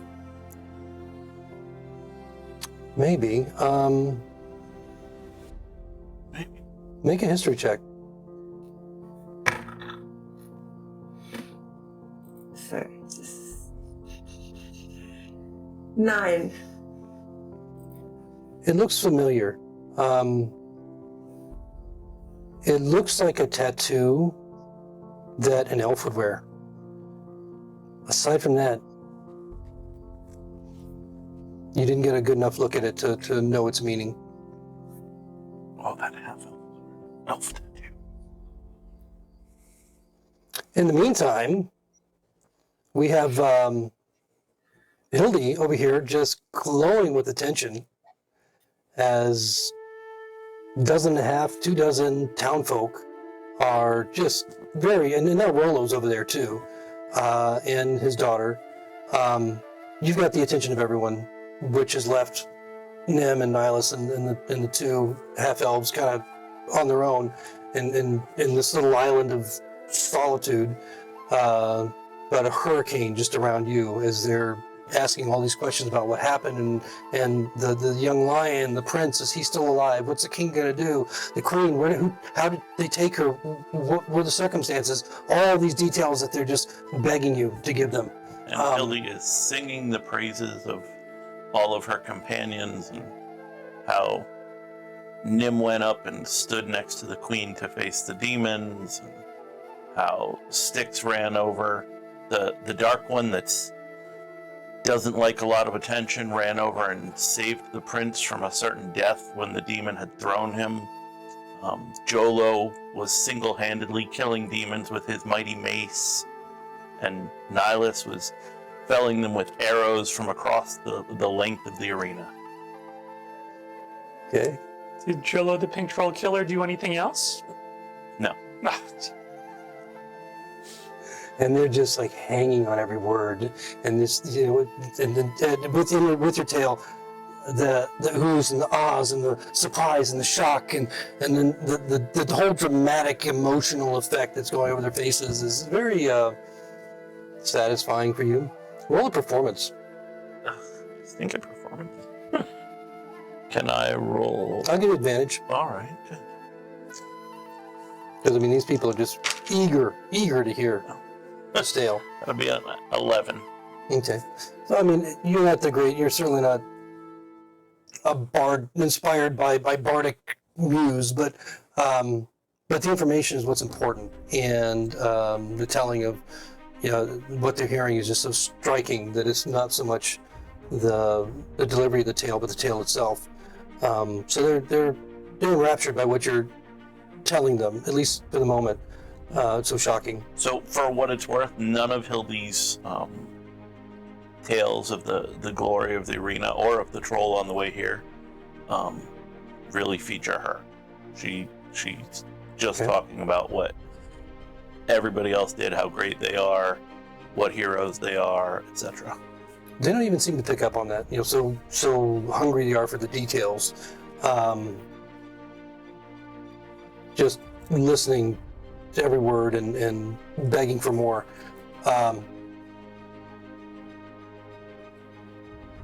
As that whole thing transpires and Styx is getting his meal and the water that he requested and going about whatever he wants to do in his room. I know. Did you put a tie on the doorknob, or? Can't hear you, Styx. No, I'll fill in the dialogue. Don't worry about it. Styx is muted. I'll be up there for as long as it takes me to bathe with the water. I'll ask for 2 bars of soap. And then I will use my disguise kit and make myself and then come down. So I don't know how long that'll take. So. Okay, all right. So by the time the conversation finishes with Nihilus and them, and they kind of listen in on, not intruding necessarily right away, at least on what Hildy's grand story. It does go on for quite a while, and you guys get your food, and then finally Styx comes down, and Jolo reemerges. You've been given different clothing to wear for the moment, and you've been assured that your clothing will be washed and cleaned, and by the morning it'll be pressed and warm and ready for you to wear. Maybe not as good as new, as there seems to be some disagreement as to how effectively they're going to be able to get some of those stains out. But they give you this nice warm robe with an under tunic that reaches down to your knees, and then long stockings to wear, and these slipper type shoes, basically just to keep you warm as you travel the halls of the tavern, and lead you back into the main room as everybody begins to gather. How are you coming down, Styx? You gonna be a roll disguise? Yeah. What is that, performance or sleight of hand? That is a disguise kit, so I think it's just dexterity. Okay. But if you want me to do it advantage, because I'm up there for a while trying to make sure it's right. Do I want you to do it at advantage? Oh, I am taking the time to do it. I'm in a rush. It's not like, it's up to you. Of course it's up to me. I don't know this. I don't know that Styx, regardless of how much time he spends putting on his makeup, is necessarily adept at it yet. So we're just going with a regular roll. And he did just lose an eye to it. 21 anyway, so. Oh, look at you, bastard! I tried to make it hard on you. Okay. So what form do you come down? I'm gonna come down with the hood still up. Okay. But you're gonna see a bright smile. Like a Joker? Like, the Joker? With the big just very happy and okay. Not like when anybody else has seen me before. And then I'm gonna throw the hood off like when everybody sees me.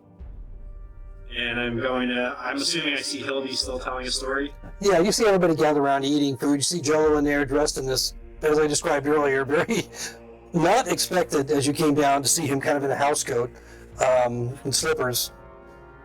I'm gonna say comfortable. Very comfortable. So have you been telling stories about your friend Styxelion? Yes, dear. I told her. I was telling all of them, but I was especially telling her how you saved the prince. Well, Styxelion the Mage does that. And I'll take a seat. I'll wear it now. Is he wearing the same armor and cloak? Yep. But the cloak is draped across the symbol on my chest, so you can't see the symbol anymore. Okay. So Symbol of the dog. do you? I mean, that was a good roll.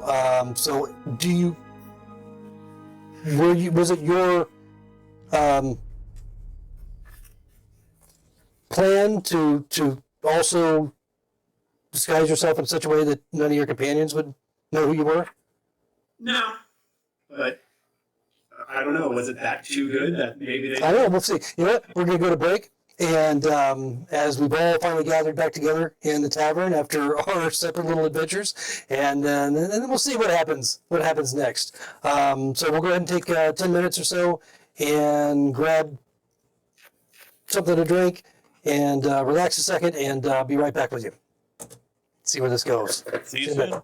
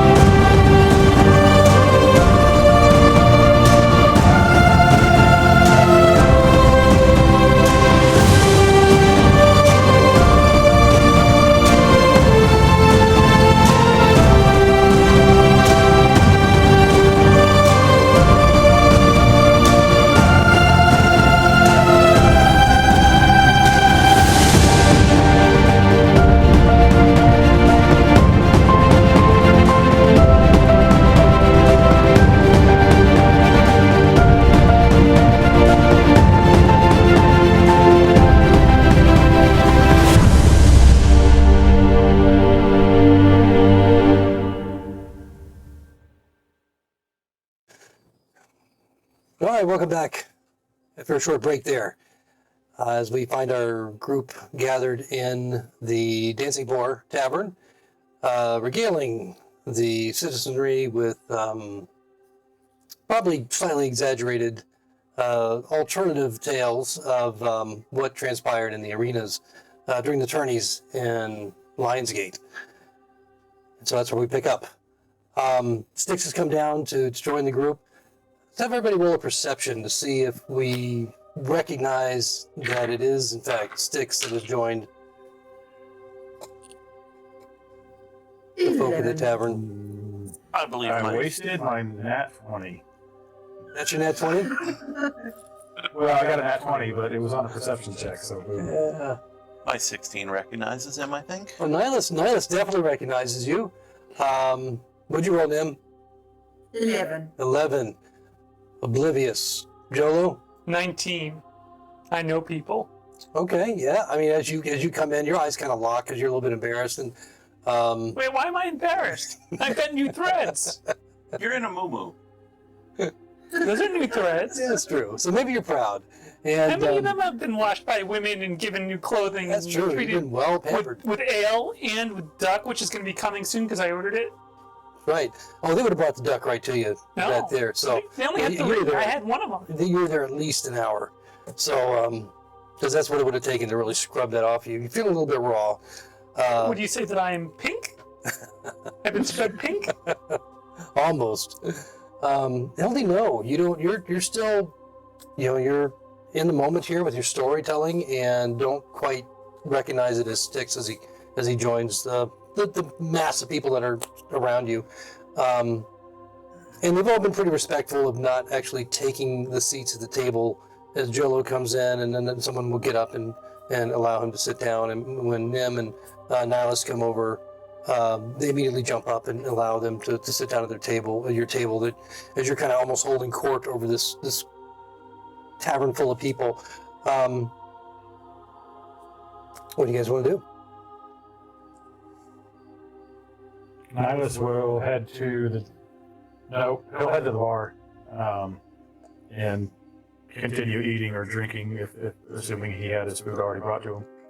Yeah, it wouldn't have bothered you while you were talking to the half-elves. I think he probably would have recognized right away that was a pretty intense conversation going on. But he would have had it ready for you when you got back to the bars. He's kind of like half paying attention to you and half paying attention to Hildy, rushing back to the people around her to listen to more of the story before he comes back again. But eventually you get your food and your drink and so forth. Well, I take it back. Sorry, I stay at the table because Nim is still there. Oh, okay. Get my food and drink, and then I'll ask Nim. So Nimalea, I couldn't help but notice the animosity between you. I remember hearing a long time ago that Sylvan and half Sylvan don't get along too well, but it seemed all too obvious between you folk. Look, I don't know them from a bar of soap, but I do know they are self-aware enough to know that there's unconscious bias there, and I don't trust them, but then I don't trust humans either. Something I need to work on. Well, who does, really? Once Jolo comes out in his moo-moo, Wait, who said it was a moo-moo? Hildy is going I to say, thought it was sweatpants. Look! It's Jolo! Yay, Jolo! Jolo, please tell him about everything you're Oh, and the crowd begins to clap and cheer for you as you walk in, kind of led by Hildy. And everything that she's told them leading up to this moment, as you come in, you're like a rock star to these people. I'm going to take my bowl of soup while they're now crowding around him and go sit over by Nim and Nyla so I can eat in peace. Okay. And then they just kind of respectfully move out of the way as you go over and just thank you profusely for this. And then they just move on. They just almost just crowd over Jolo, asking, oh, I heard you did this. I heard you. Wow, you killed 20 demons all by yourself. Oh, it was amazing. Can we see the mace? Can we see the mace that you killed them with? Oh, are they washing the mace too? Do I have the mace? Yeah, you had the mace nearby.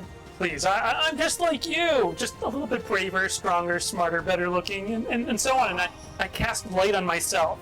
Why is it so clean? Why is the mace so clean if you kill all those demons? The ladies washed it, but that's actually not my main weapon. And as the light continues to grow, coming out, emanating from my entire body. Is it purple?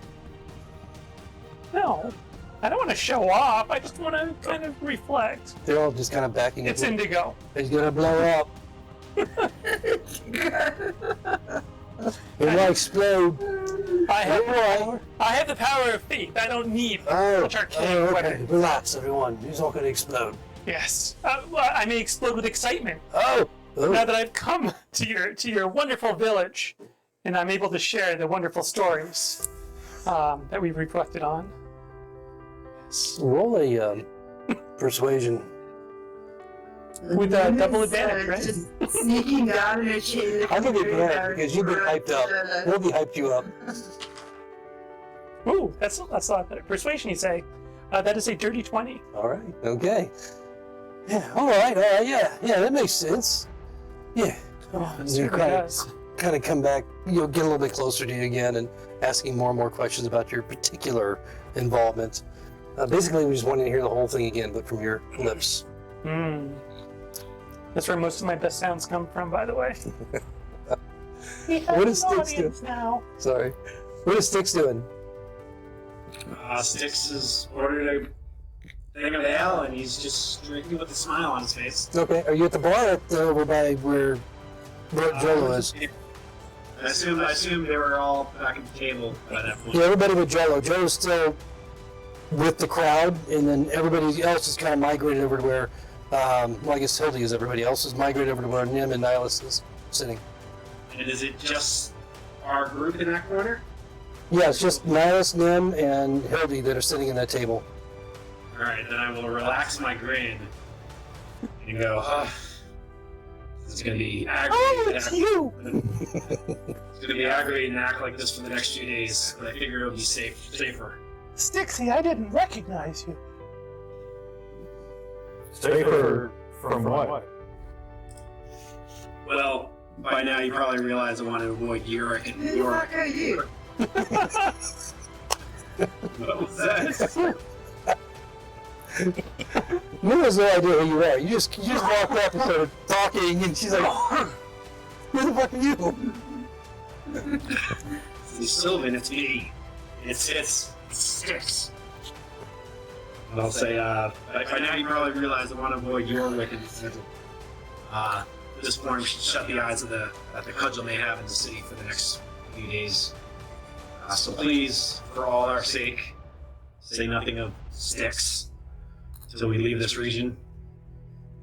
What do you mean this form? It just looks like you wearing a stupid grin.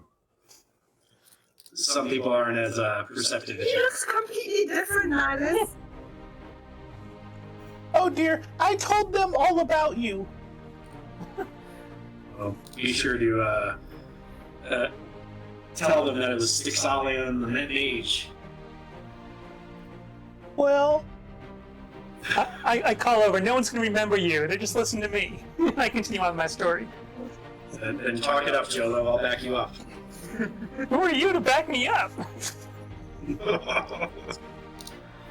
Got you, bro. Well, regardless of your reasons for wanting to hide your face, I feel like this is a safe enough place to spend the night.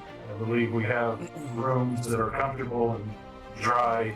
In the morning, we should find at least a direction in towards the Dormonts that we were seeking. We can head there as early as we want. So Rolo tears himself away from the crowd, listening again to Jolo's remarks. Well, I'm And- acting it out, right? I got the light. I've got the mace You know, out. let's get a performance on that. Me and my big mouth. Yeah, let's get a performance on your. Advantage, you say? No. I'll give you advantage only because they built you up. Oh, I built myself up. Oh no, Hildy spent a long time building you up. Look at that. I got a pair of them. I got a nice pair. Of what? 17 plus 3 is 20. That's Hey, a all right, 30, it's 20. good. It's good. All right, so I'm nice. not even hitting anyone with a mace, I bet, right? Yeah. So you're doing a great job. Once again, twice again, 3 times again. Probably, I would guess, as much as Hildy exaggerated your part in the whole debacle that took place in the arena. You're probably exaggerating tenfold. But they're eating it up. Is it really exaggeration if I believe it, though? Oh. It is. Narcissism, maybe. I mean, don't Leave that forget. for others to decide, because all of these believe you. Don't forget, I'm not even in my armor. I'm in my fuzzy robe and bunny slippers. So my story has to compensate. Really, I'm doing it for the people. And you did pass the clean mace test, so I did. that you were called out for. So But in all fairness, I don't really use my mace. So another truth coming from Jolo. Patented truth. So Rolo pulls himself away and comes over. Yes, we do have. I have been able to put together a total of 4 rooms. Your companion here, he took one earlier. I have 3 more. However you'd like to manage that is up to you.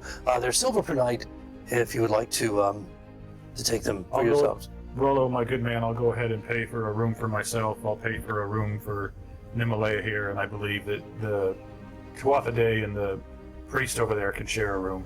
I think I may have to jump in here.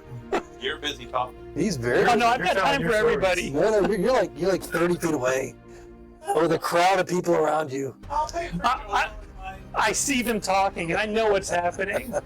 So I cancel my light bid. I'm not even concentrating anymore. Why don't you roll an insight, see if you know what's happening. Oh no, I It's expected this. disadvantage. Zillow suddenly goes dark. I forgot to pay the power bill or something.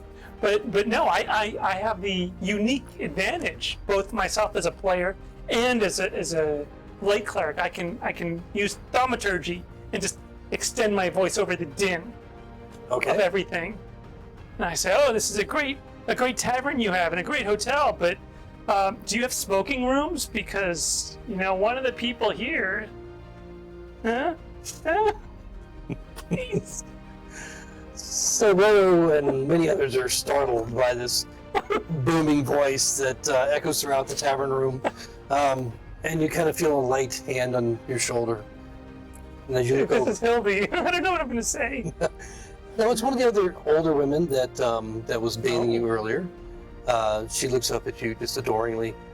Don't worry, you can stay at our house this evening. Go. Wow. It turns out, Jolo is speechless. the 2 older women that were bathing and cleaning and taking care of her clothing are sisters. I'm on good behavior. I'm not saying anything.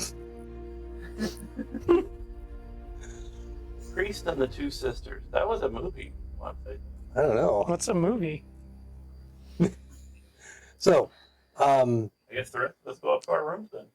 okay. Yeah, I'm not paying for it, I guess. Just take that as you want. Oh, you're paying.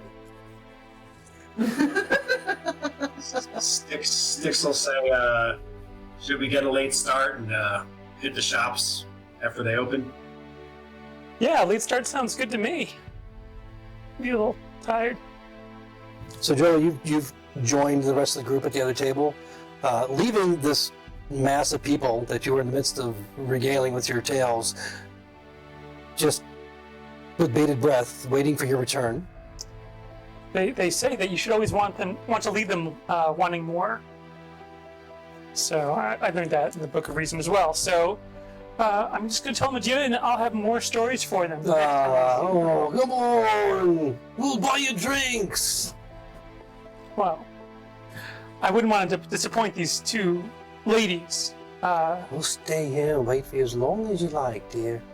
We just can't wait to hear the stories as well. It sounds so exciting. We missed some of it, didn't we? I'll Yes, give you a we did. private show. Don't worry about that, ladies. Oh, fantastic. So, tell us again, Jello. Tell us again. And the rest are Suddenly the lights are done. again crowding around Jello, as the rest of you just kind of start to make your way up slowly to the second floor. Maybe we should get an early start and leave him. Jolo begins his day severely tired, unable to walk. 3 levels of exhaustion. Broken legs. Or bow legs, at least. Oh. So is everybody retired for the evening except for Jolo? Yes. Ravik, I do want to, in my room, just take out the stone rock that Hildy gave me that she got from the cart and just take a good look at it. Okay. As you search around for it, you realize you can't find it.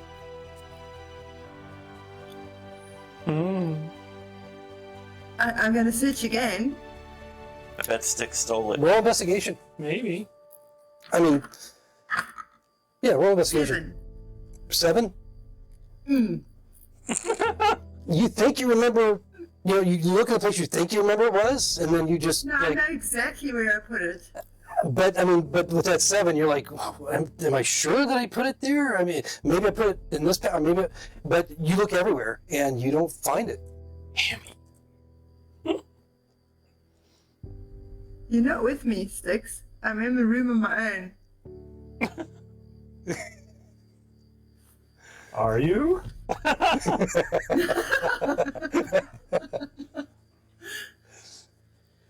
Yeah, it's probably, I mean, as sure as you think you are, it's probably a little, disturbing that you can't find this object that, you were sure that you had.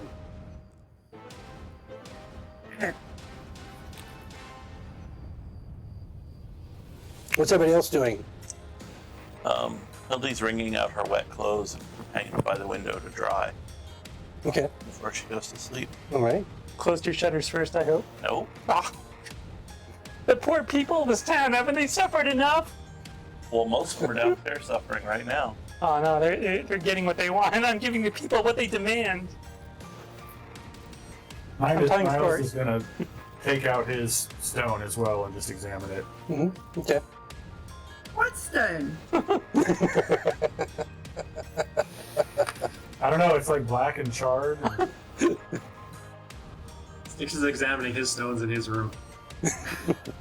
And I don't know who's examining Jolo's stones, but it's happening.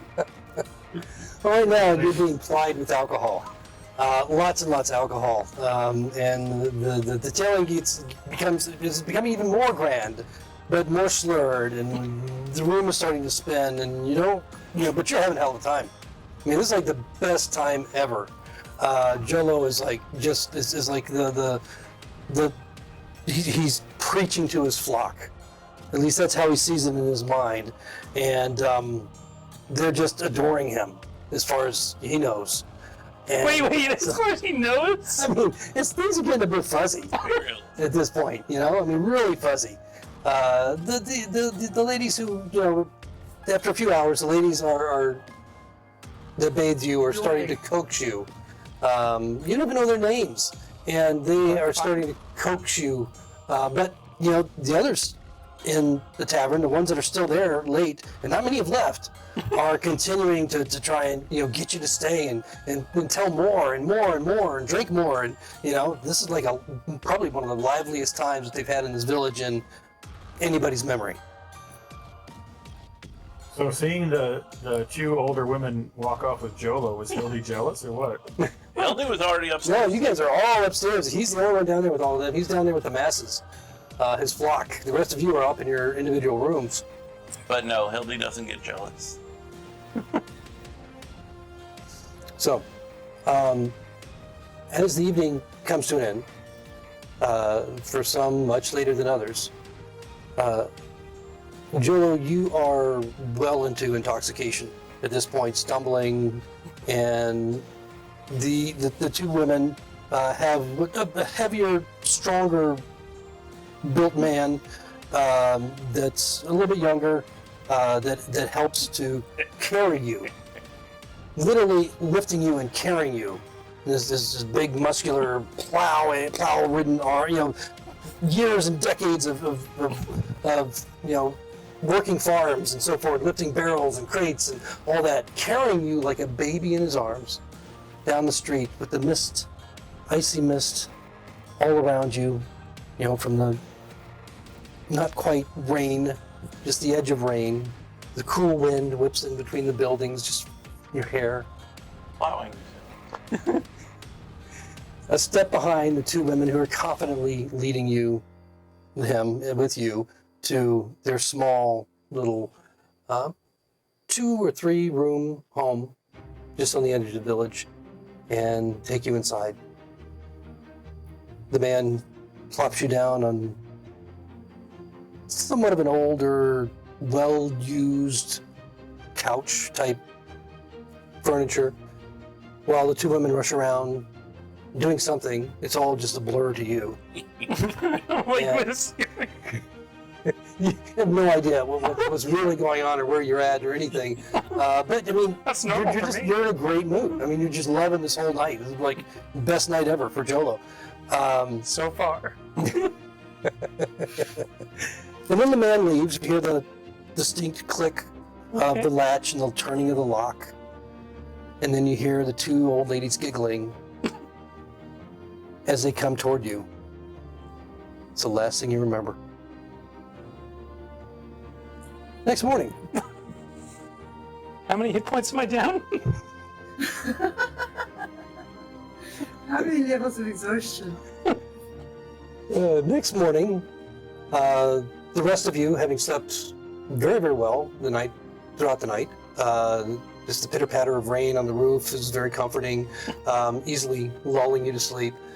Thinking about all the things that are ahead, but you've had an exhausting few days, and so it's easy to find your way to sleep in the comfort of this inn, which is warm and inviting, and the beds are very comfortable. They're very clean and taken care of. The linens, the sheets, the comforters, the blankets that they've given you, all very, very warm, and you're treated with warm mead and pastries the next morning as the young woman is making her way to each one of your rooms with trays of these delectable foods that she's obviously been up very early baking in the morning. And as all this is going on and you're enjoying your morning, coming together in the common room, a little while later, after you're cleaned up, washed, and fully starting to prepare for the day, realize that Joe is missing. All right, guys, time to go.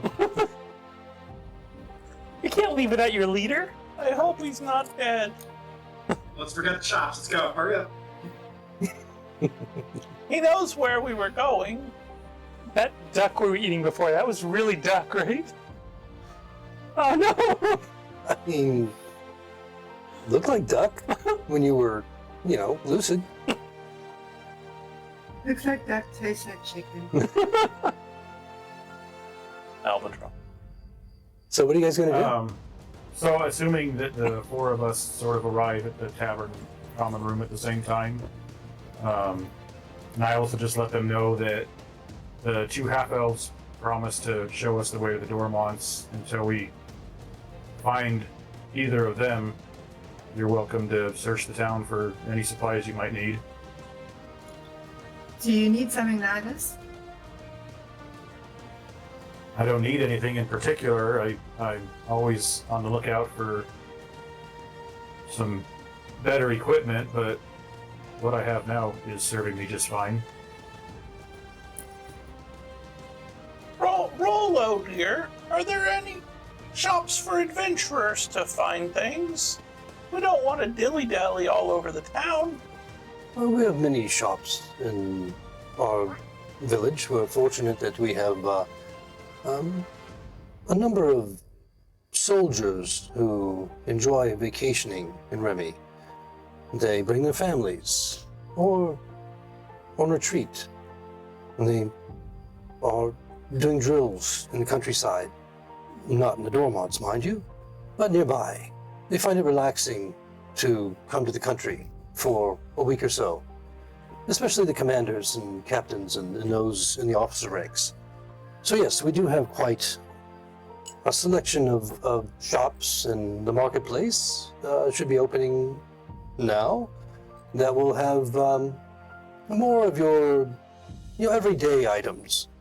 But nearby you'll find the armor, the fletcher, the bowyer, you'll find the weaponsmiths, you'll find the general goods stores. There's 3 of them here in Remy. And if there's anything specific you're looking for, I'll do my best to point you in the right direction.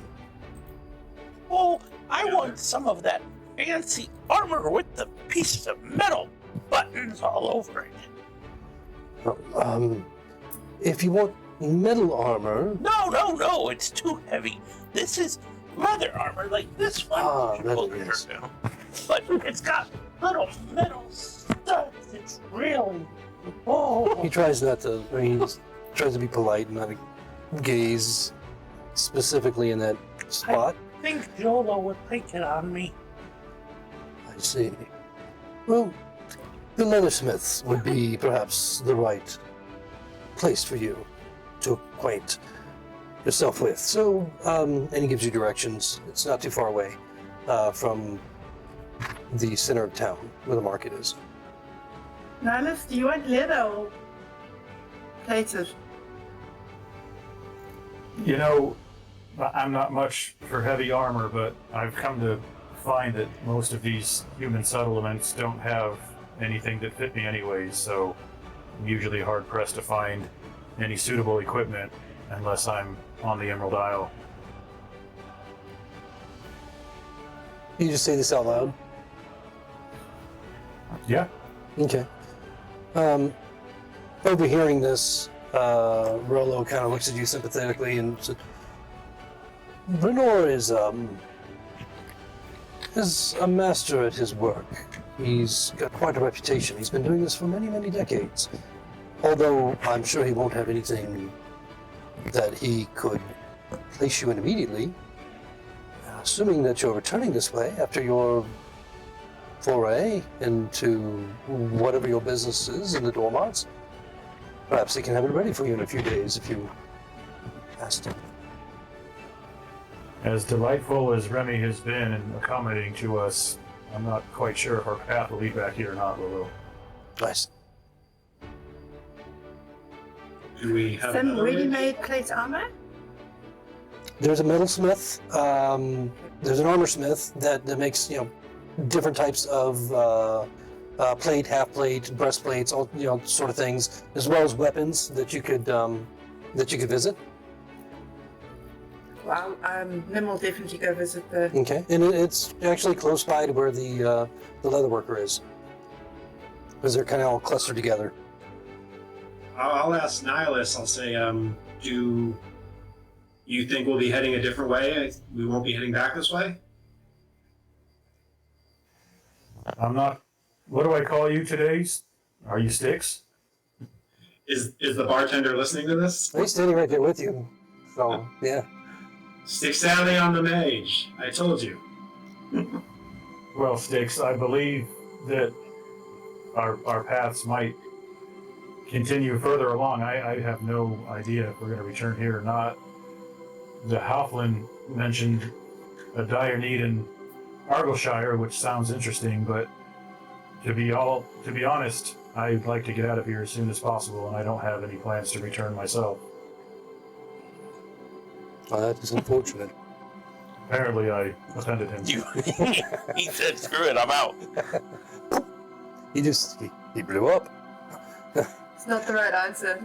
It's got a disguise on so you can't see him. Just wipe that stupid grin off your face. Just wait till he actually has a ring of invisibility or something like that. He's going to be intolerable. Except he'll be in studio, so he won't be able to just disappear. So you guys are going to head over to the leather worker and the armorsmith to see what they have, and anywhere else you guys want to go? Taylor? There's clothing stores nearby of different scale that Rollo will be able to tell you about, and if you, of course, you see most of the people here wearing your typical commoner, not much finery in it because they do a lot of they're trade people, they work, they farm, etc. But there are occasions where you need a fancy dress or you need a nice outfit, and so there are stores for that. Plus, as he mentioned, with all the folk from Yorwick that come out to the country, as he calls it, to spend time here, they have some of those stores available. So if you're looking for clothing, you'll be able to find it. Boots and your typical general store type stuff is available as well. And we'll use the pricing that is either that we have set up for that. And as far as the armor is concerned, and Hildy's looking for studded leather. Yes. And Nim, what are you looking for specifically? I'm looking for plate armor, so either half plate or full plate. Okay, so Not too sure I'm gonna. you're wearing right now. You're wearing chain, correct? Correct. Okay, so plate's pretty expensive, but if you have the funds for it, the only thing with plate is that it's not magical. Assuming it's not magical, that you're gonna have to be fitted for it, and it's gonna take some time to do that. And then they have We to. don't have time for that. Then they have to, actually craft it around you. The studded leather is a little bit easier, and they could probably at least piecemeal something together for you right away if you wanted to upgrade in that regard. That's not such a hard thing to do. That they can get you into something that fits reasonably well for whoever wants leather, studded leather. So that's available at the regular pricing. Okay. So if Nim can't get plated armor, she's gonna try and find some loose fitting pants for Jolo. Okay. Easy enough to find at the clothing stores. And also, if you wanted to go with like a plate breastplate, that would be a lot easier to fit if you wanted that. So I don't know. Yes. Okay, so I would that's like something that. they can do for you. Basically, just adjusting the straps and everything. They can find something close enough that fits you without having to forge and beat it out and all of that. Awesome. So if that's an improvement for you, you can get your breastplate and studded leather is available, and any of the normal regular weapons you'll be able to find here. Mace, short sword, long sword, that sort of thing. Not in huge quantities, but they're available and ready to be sold.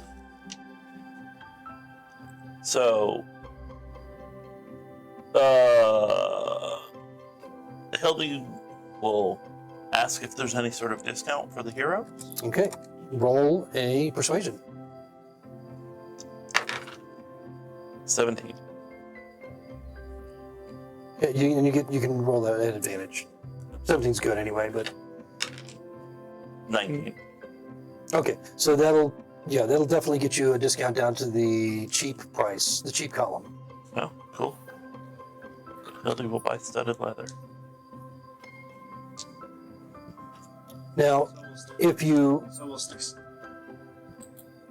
so sticks you're able to find the clothing that you want. Anything that has to be manufactured or customized would probably take a couple of days. But any other normal type, like boots and backpacks and, clothing, you'll be able to find.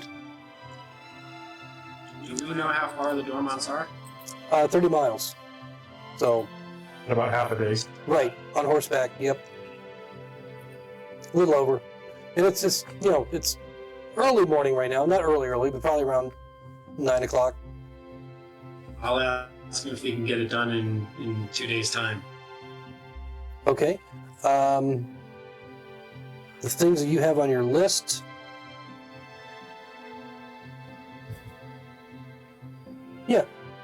Yeah. It's mostly modifications.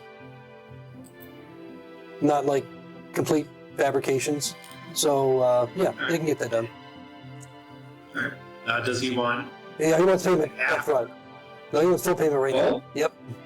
You can negotiate that if you want. Yeah, I want to negotiate that. Okay, all right.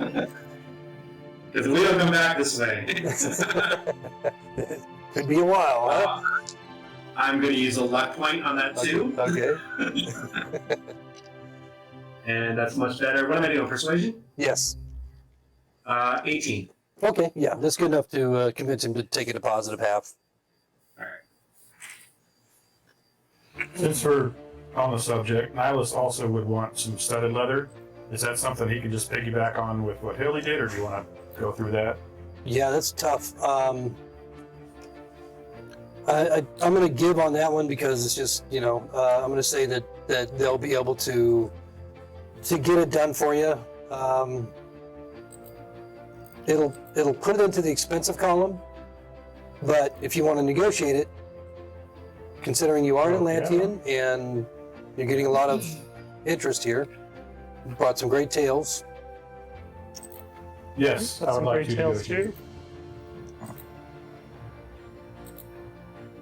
No, Hey. not by the breastplate, just by the way. Okay. Dice is treating me good, just like episode 1, another nat 20. Okay. All right. So that'll put it down to the normal price. You know what? It'll nat 20. I'll say it's done at a cheap price. 30. They're just absolutely enamored by you, and even with the extra material and everything else, they go to work on it. It's all at, with Hildy and you. They get the entire staff working on just the two of you, and within a couple hours, they have a working set. Six is putting it My himself. set too?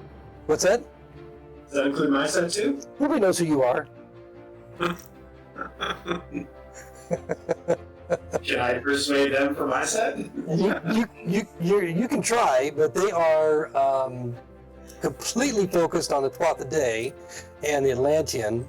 The regular old human that walks in with a big smile is going to have to roll a disadvantage. Oh, disadvantage. At disadvantage. Uh-oh. Well, I rolled a 9 on that first one.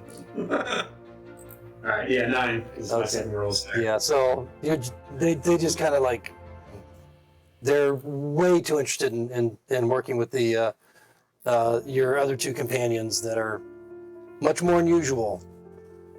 Once Hildy's I decked out, can't go shopping with these guys. she's gonna head back to the tavern to wait for Jolo. Okay. Now that's just the leather stuff, so if you wanted, the clothing is different, so that's just the leather stuff. No, I already got my half down, so Okay. All right. Okay, so as you guys are doing this, by the time you guys all get, and this takes a couple hours to get all this stuff done, to go out and find what you want and buy it, returning to the tavern, the Dancing Board Tavern, it's about noon, and when you do arrive back, you see that the two half-elves are sitting at a table waiting on you. They look annoyed, but they brighten as soon as you come in, Nihilus, and then kind of darken as Nim comes in behind you. But they both stand. That. Kaisho, well met, Rothian and Jackletta. Kaisho. See you again. You got it, check. Jackletta, I said it right. Has Jolo come back yet? No. All right. Not the next 8 episodes. We are in a bit of a hurry. If you could just show us the way now, we much appreciate it.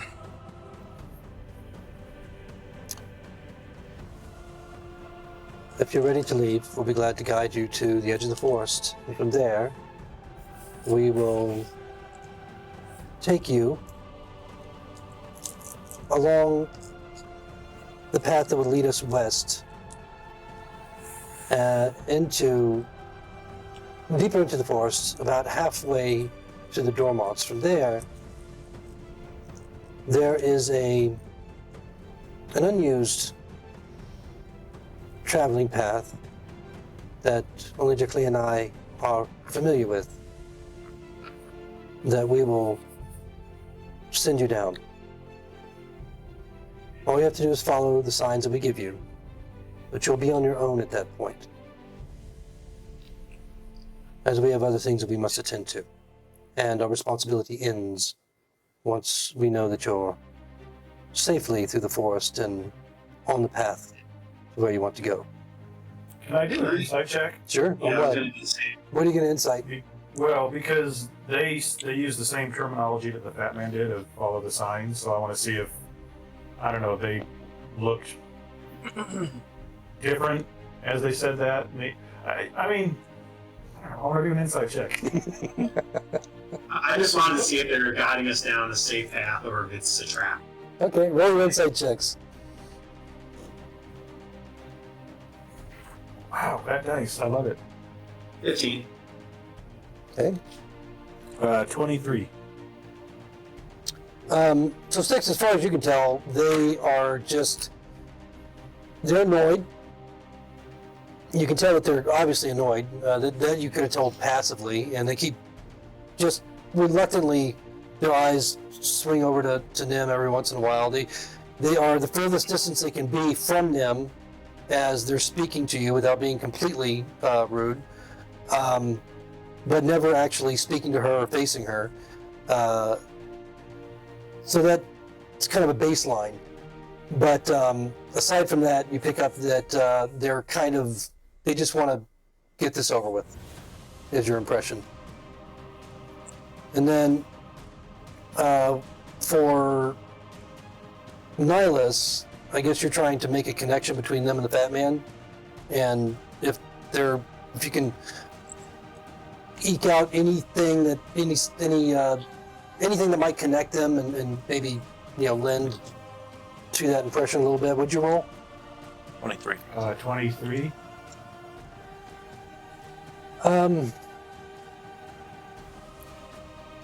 You don't see a direct connection anyway. You're not. Again, everything that I just explained to Styx, you kind of get that. But beyond that, you see a great concern. They seem very, very concerned about your choice, and not just because of what you're doing, but because of who you are. And but you don't pick up any kind of specific connection. So I recall that the Fat Man had told us once we get to the Dormonts to follow the signs and we'll see. Right. And then when they just said follow the signs that we give you, he probably would have just looked at them a little harder, and once they're done, he'll ask point blank, "You know the Fat Man?" They look at each other, and then he turns back to you and just kind of has this confused look on his face. Another one of your companions. No, just someone we met along the road. Did Styx say something? Styx is going to look at Nihilus and say, lips like waves, lips like waves. And then he's going to look to the two elves and say, you seem a little irritated to be guiding us. Off elves. You seem a little Give you a irritated look. to be guiding us. Why would you want to help us if it seems that you don't even want to? Human, we could give a wit about helping you. We're only here because our Atlantean friend has asked us to help guide him safely to the Dormonts. As we explained to him earlier, what happens after that, we can't be responsible for. As a matter of fact, we warned him that he's leading you all to your deaths. No secret in that. We'll be picking over your bones within a week, sadly, but we will not cry for your deaths. But we will bury you properly. What are you inciting? Insight? He doesn't Okay. like it. What, are you inciting that they're... They're doing it for Nihilus. Oh, okay, got it. Natural 20. Wow. Yeah, you get the impression that most certainly this is all about their... I wouldn't call it it's more of a matter of respect. And you also get the impression that maybe they're trying to help him despite Nim. I'm going to say to them, well, I'm going to have this big smile that Styx Alien has and say, well, I thank you. Not all of my kind and others would do as you do. And we appreciate it. They just stare back at you. They don't nod. They don't smile. Nothing. Then they just look over at Nihilus. The woman hasn't said much at this point. The night before or now, and she remains silent by his side. But the druid, kind of taking the lead and has done so. Shall we go then, now? While the day is young? I'm ready to depart. At this point, you'll be lucky to arrive at the Dormonts by nightfall. Nihilus, will we be waiting for Jolo? Is that your Need you? friend? He's the loud one. We will take you to him. Thank you. Thank you. They kind of look over at Nim, but a little bit surprised. You get a brief nod, and then they lead you out the front door. The brother's like, well, will you be... Should I keep your rooms for another night? Or, no, maybe not tonight, but We'll probably be dead by nightfall, Rolo. I hope that's not the case. Me too. Ha-ha! You see his daughter just kind of looking out from behind. This is a big frame man, and she just kind of looks out from behind at the Atlantean, at the elf, at the throughout the day. You get kind of a smile from her, but she's also clearly very afraid. Rolo, we'll be sure to tell any passersby along our travels to seek you out, and the warm host of the dancing boar here in the beautiful town of Remy. May sooner guide you. And Neve. Don't forget Neve. Yay, Neve. Of course. I'm praying now, Nihilus. Nim says it makes her happy, so I thought I would try it. It doesn't really do anything for me, but sometimes when I pray too hard, this hand hurts, I think, if I smack it just right. Yay, Neve! Yes, see, right there. Praying hurts right there. I think I might have arthritis. I don't know. I'm not good at praying yet. So you follow the two half-elves out? Yep. Okay. So they lead you down the road up toward the center of the market, and then off toward the kind of the southwest, which on the map is this way. I'll ping it. I can ping it. Yeah. There we go. Ping it. Up this road here. Okay. Okay. And then they take you down through a secondary road to this little house, toward this little house here. And you can see that there is a penned area.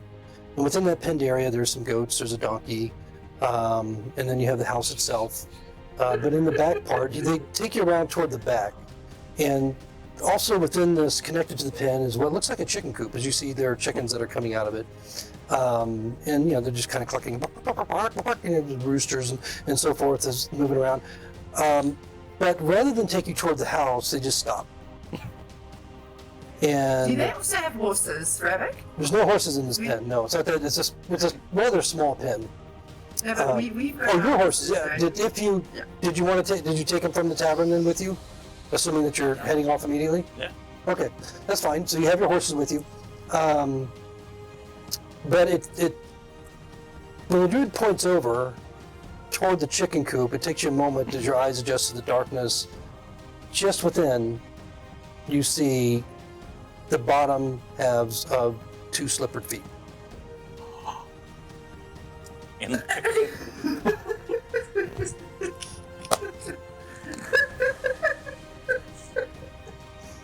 Now, about that time, the door opens to the little house nearby, and you see one of the older women and the shadow of her sister behind her, and she's got a bundle in her hand, and she takes it and she throws it out. And she says, "Take your food with you, he's rude! He's a rude, disgusting little man! Take him and never return!" And he slams the door. And you see his white clothing just kind of sinking in the mud outside as it's been raining. It was perfectly pressed and cleaned, and much of the pink has been taken out of it. And now, as it sinks into the mud, dirtying once again. Time to introduce Joel to Brown. Hildy will go into the pen and You hear she will boot him in the butt. Jolo! Jolo, it's time to wake up! what? You see feathers just flying everywhere. As he just kind of struggles a little bit, not realizing where he is in the darkness, and the smell, the stench of it. I mean, he's got this beautiful lounge wardrobe that he was wearing earlier is now just covered in chicken poop. My leisure suit. And Joel, feathers. while you're in there, can you at least get us some breakfast?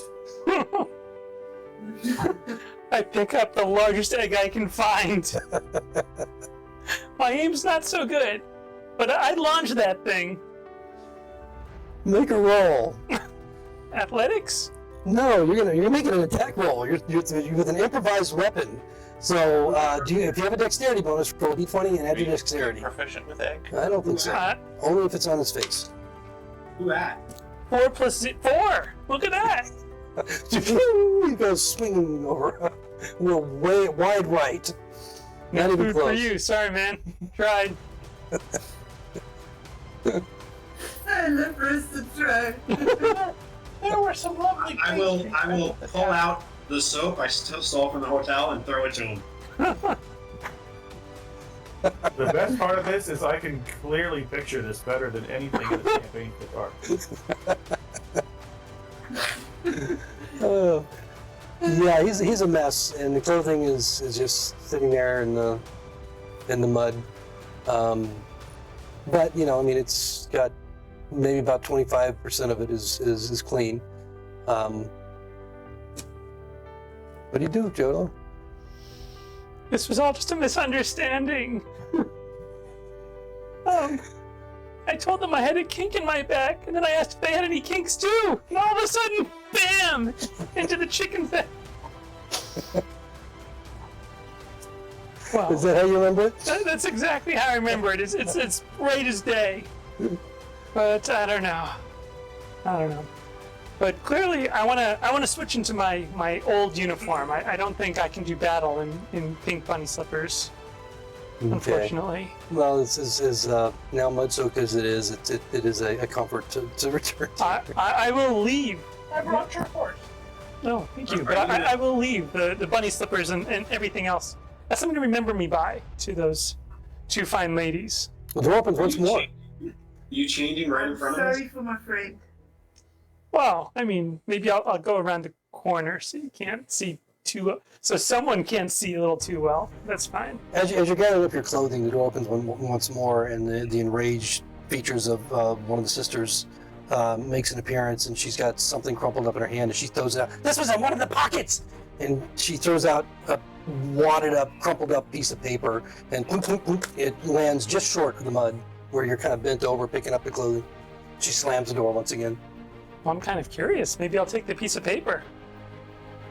Who did it land closest to? To Jolo, where he is there, picking up his clothing. Presumably, unlike my dignity, I can get this paper back at least.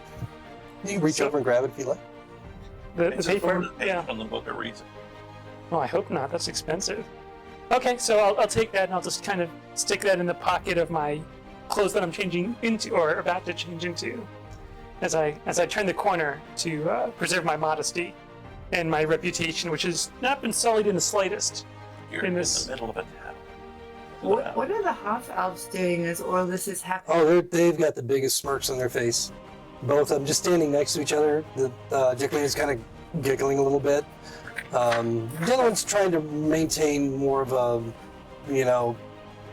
But I'm a human. control.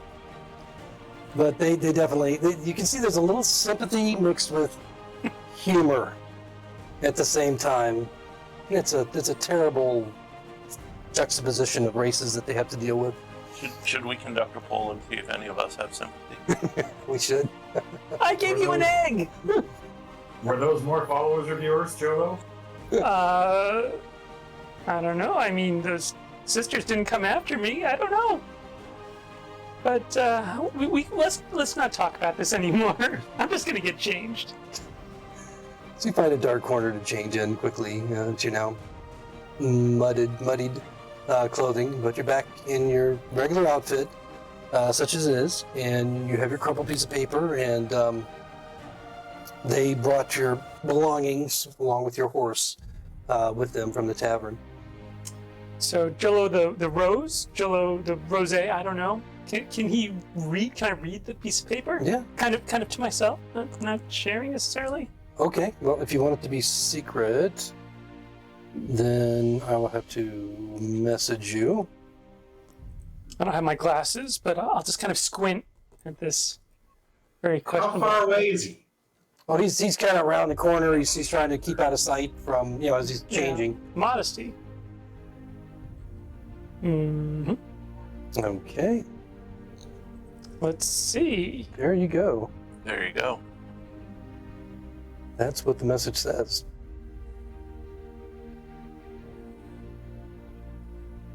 He's really quiet for a moment.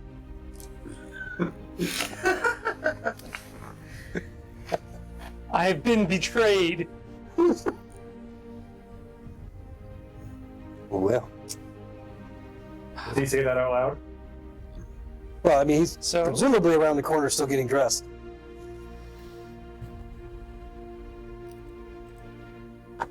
I turn to Nim. Nim, I've got to tell you something. You're the one person I can trust. You mean you come out from around the corner and say that to her? Or maybe I shout and just ask her to come. She has no idea what state I'm in. Just come on over. I need to tell you something. Are you dressed? Sure. I stole it. Yeah. I've got my scale armor on and everything. I'm decent. For me. Nim goes around the corner. Okay. I knew we couldn't trust Sammy. That wasn't even his real name. What was his real name? Hammy. It says so on this note. What does the note say? I'm terribly sorry, my friends. Of course, he told this to me because I'm the most respected of the friends. But my town is in a bit of pickle with this monstrous turtle gobbling up all our fisher folk. So I took the liberty of temporarily taking possession of a few of your items. Just to ensure you don't get too distracted on the way to Argyllshire. I promise to return every ounce of it once the turtle is dead. Again, sorry. Your friend for life, Hammy. Can you believe we were dealing with a thief? Treating him as one of our own? Sharing our meat and our ale with him? And vegetables? If only someone had said, I don't trust him. Oh, wait. I did. Hey, Rabbit. Uh-huh. When I split off from Hammy, I checked all my things to see if I had everything on me. Yeah. Just in all fairness, just so everybody knows, what My freaking rock! He's got my rock!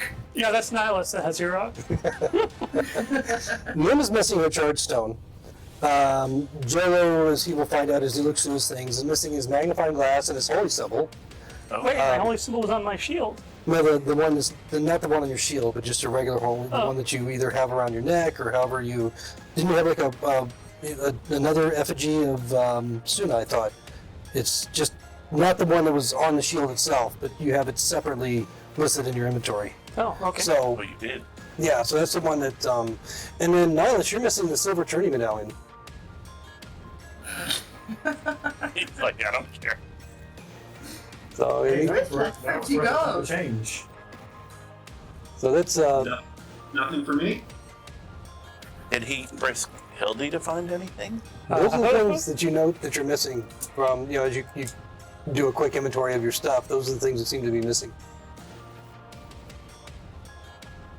Oh, I'm sorry, Nim. I think that rock suited you. Thanks, Hildy. I was looking for it last night and couldn't find it, so. Oh, that's because Hammy stole it. And it's important I get it back. Nim, I still think you rock. I think I'm gonna kill Hammy when I see him again. You hugged him goodbye. He's like we're so warm and He said he was our Probably friend. slipped it out of my bag as I was hacking him.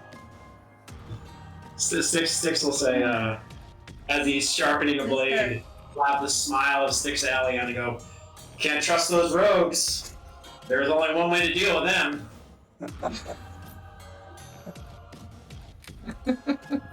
Oh, I hope we don't have to eat it. Do the elves eat people? Is that still a thing you do? Eat him? Never eaten a person in my life. All right. Shall we make our way to the Dormonts? Yes. Julie, you smell much better. Thanks. So the two half elves are just watching this whole scene unfold and just amused that you guys just suddenly go, ripping through all your inventory to see what you have left after Jolo and advise you of what the note was in the note. Definitely enjoying this whole thing going on, as bizarre as it probably seems to them. But finally, you head out of town and on your horses, and they have their horses as well, and onto a narrow pathway that leads into the forest. A few hours down the road, you have to dismount because the forest has gotten thick enough that it is impossible to ride without possibly injuring your horse. The two half-elves take you to a place where there's a bit of an elevation off to the left that has kind of a sudden drop, but it's not too far. It's hard to tell. This is covered by vegetation, and then the path continues on around to the north and west. Jekyll walks over and gently pulls over the vines and plants, and shows you that there is a secondary trail that's very, very faint that leads down, and then after the elevation falls a bit, you're going to be hard pressed to get your horses through, but you think you can make it. And then off into the darkness of the forest beyond. As this happens, there's suddenly a cold feeling in the air, like icy cold, more icy cold than... This has been a pretty nice day, although you've been under the cover of the trees for most of the day that you've been traveling, and it's not warm to begin with. This is kind of an icy chill that you feel from the inside. It doesn't feel normal. And both of the half-elves just kind of like stop and almost go into defensive positions as they're looking around. Joel, you need to make a charisma save. A charisma save?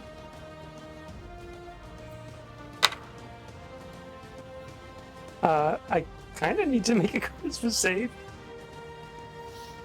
Oh. 10? 10. Okay. You see Jolo, again, you're all dismounted, standing with the rest of you. Suddenly you see his back arch, his arms go wide, and then the entirety of his eyes just go black. And as he turns to you, matching the mud in his mustache and the long dark hair, and as he slowly turns, the two half-elves see this and they're like, nope. And they just turn around and they start back the way they came. They're just out of here. They don't wait, they don't do anything.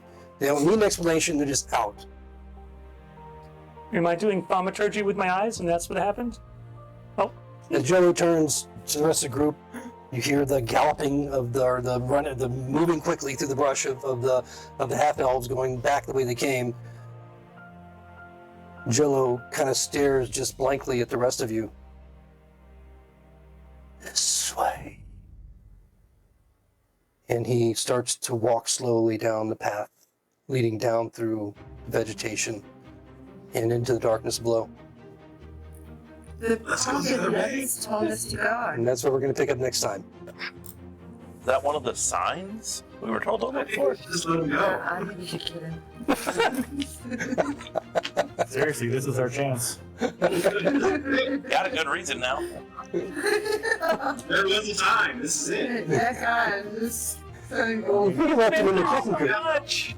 We should have left him in the chicken coop. That would be so much better. He has so many opportunities to lose them. Did it sound like his voice, or was it like a different voice? It didn't sound like his voice. It sounded very otherworldly. It sounded very, Manly. Hey! no. I think- You couldn't pick up distinction of male, female, anything like it. It was just very kind of a hoarse, very almost whispered as it spoke, and it was very quick. We might grow to like this Jolo better. I already do. Joe the Dark. Joe the Pupilless. I told you guys I was going to be Jolo the Black. Be careful what you wish for.